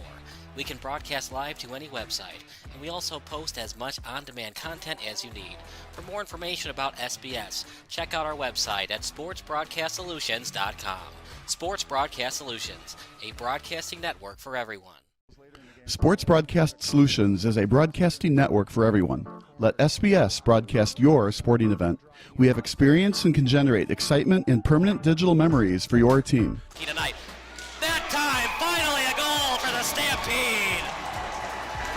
We have professional videographers using high-definition modern-day cameras, color analysts, and play-by-play announcers with state-of-the-art, classy graphical scoreboards to keep you updated. Plus, we have commercials to advertise your team, club, or sponsor, and us. Plus, we do pregame and postgame interviews. Hi, everybody, and welcome to the postgame show brought to you by Marion Central Catholic. My name's Kyle Smith, but my name doesn't matter. These young ladies matter. It's senior night as the Hurricanes win a battle down the stretch, 48-46. Hi, I'm Carrie Kramer. I swim 50 breast, 50 free, and 100 back. Whatever your sports broadcast needs, we are at sportsbroadcastsolutions.com. Check us out and become part of the digital sporting world. Sports Broadcast Solutions is a broadcasting network for everyone. Instead of spending hundreds or thousands with all these college recruiting sites, let us put together your college highlight reel. For just a fraction of your potential college scholarship and significantly less than these recruiting services, we got this. In addition, we put together highlight reels for teams, including high school, your club team, or travel team. My teammate gave me a great pass, and I just took it. The other team slashed me, took the opportunity, saw where the goalie was weak, and I just shot it there. Solon, O'Connor, and Marsh back on defense. And Marsh gets a blowout. We got a breakaway at 2-0. A shot, and a goal!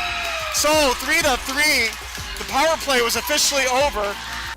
Whatever your sports broadcast needs, check us out at sportsbroadcastsolutions.com. Check us out and become part of the digital world.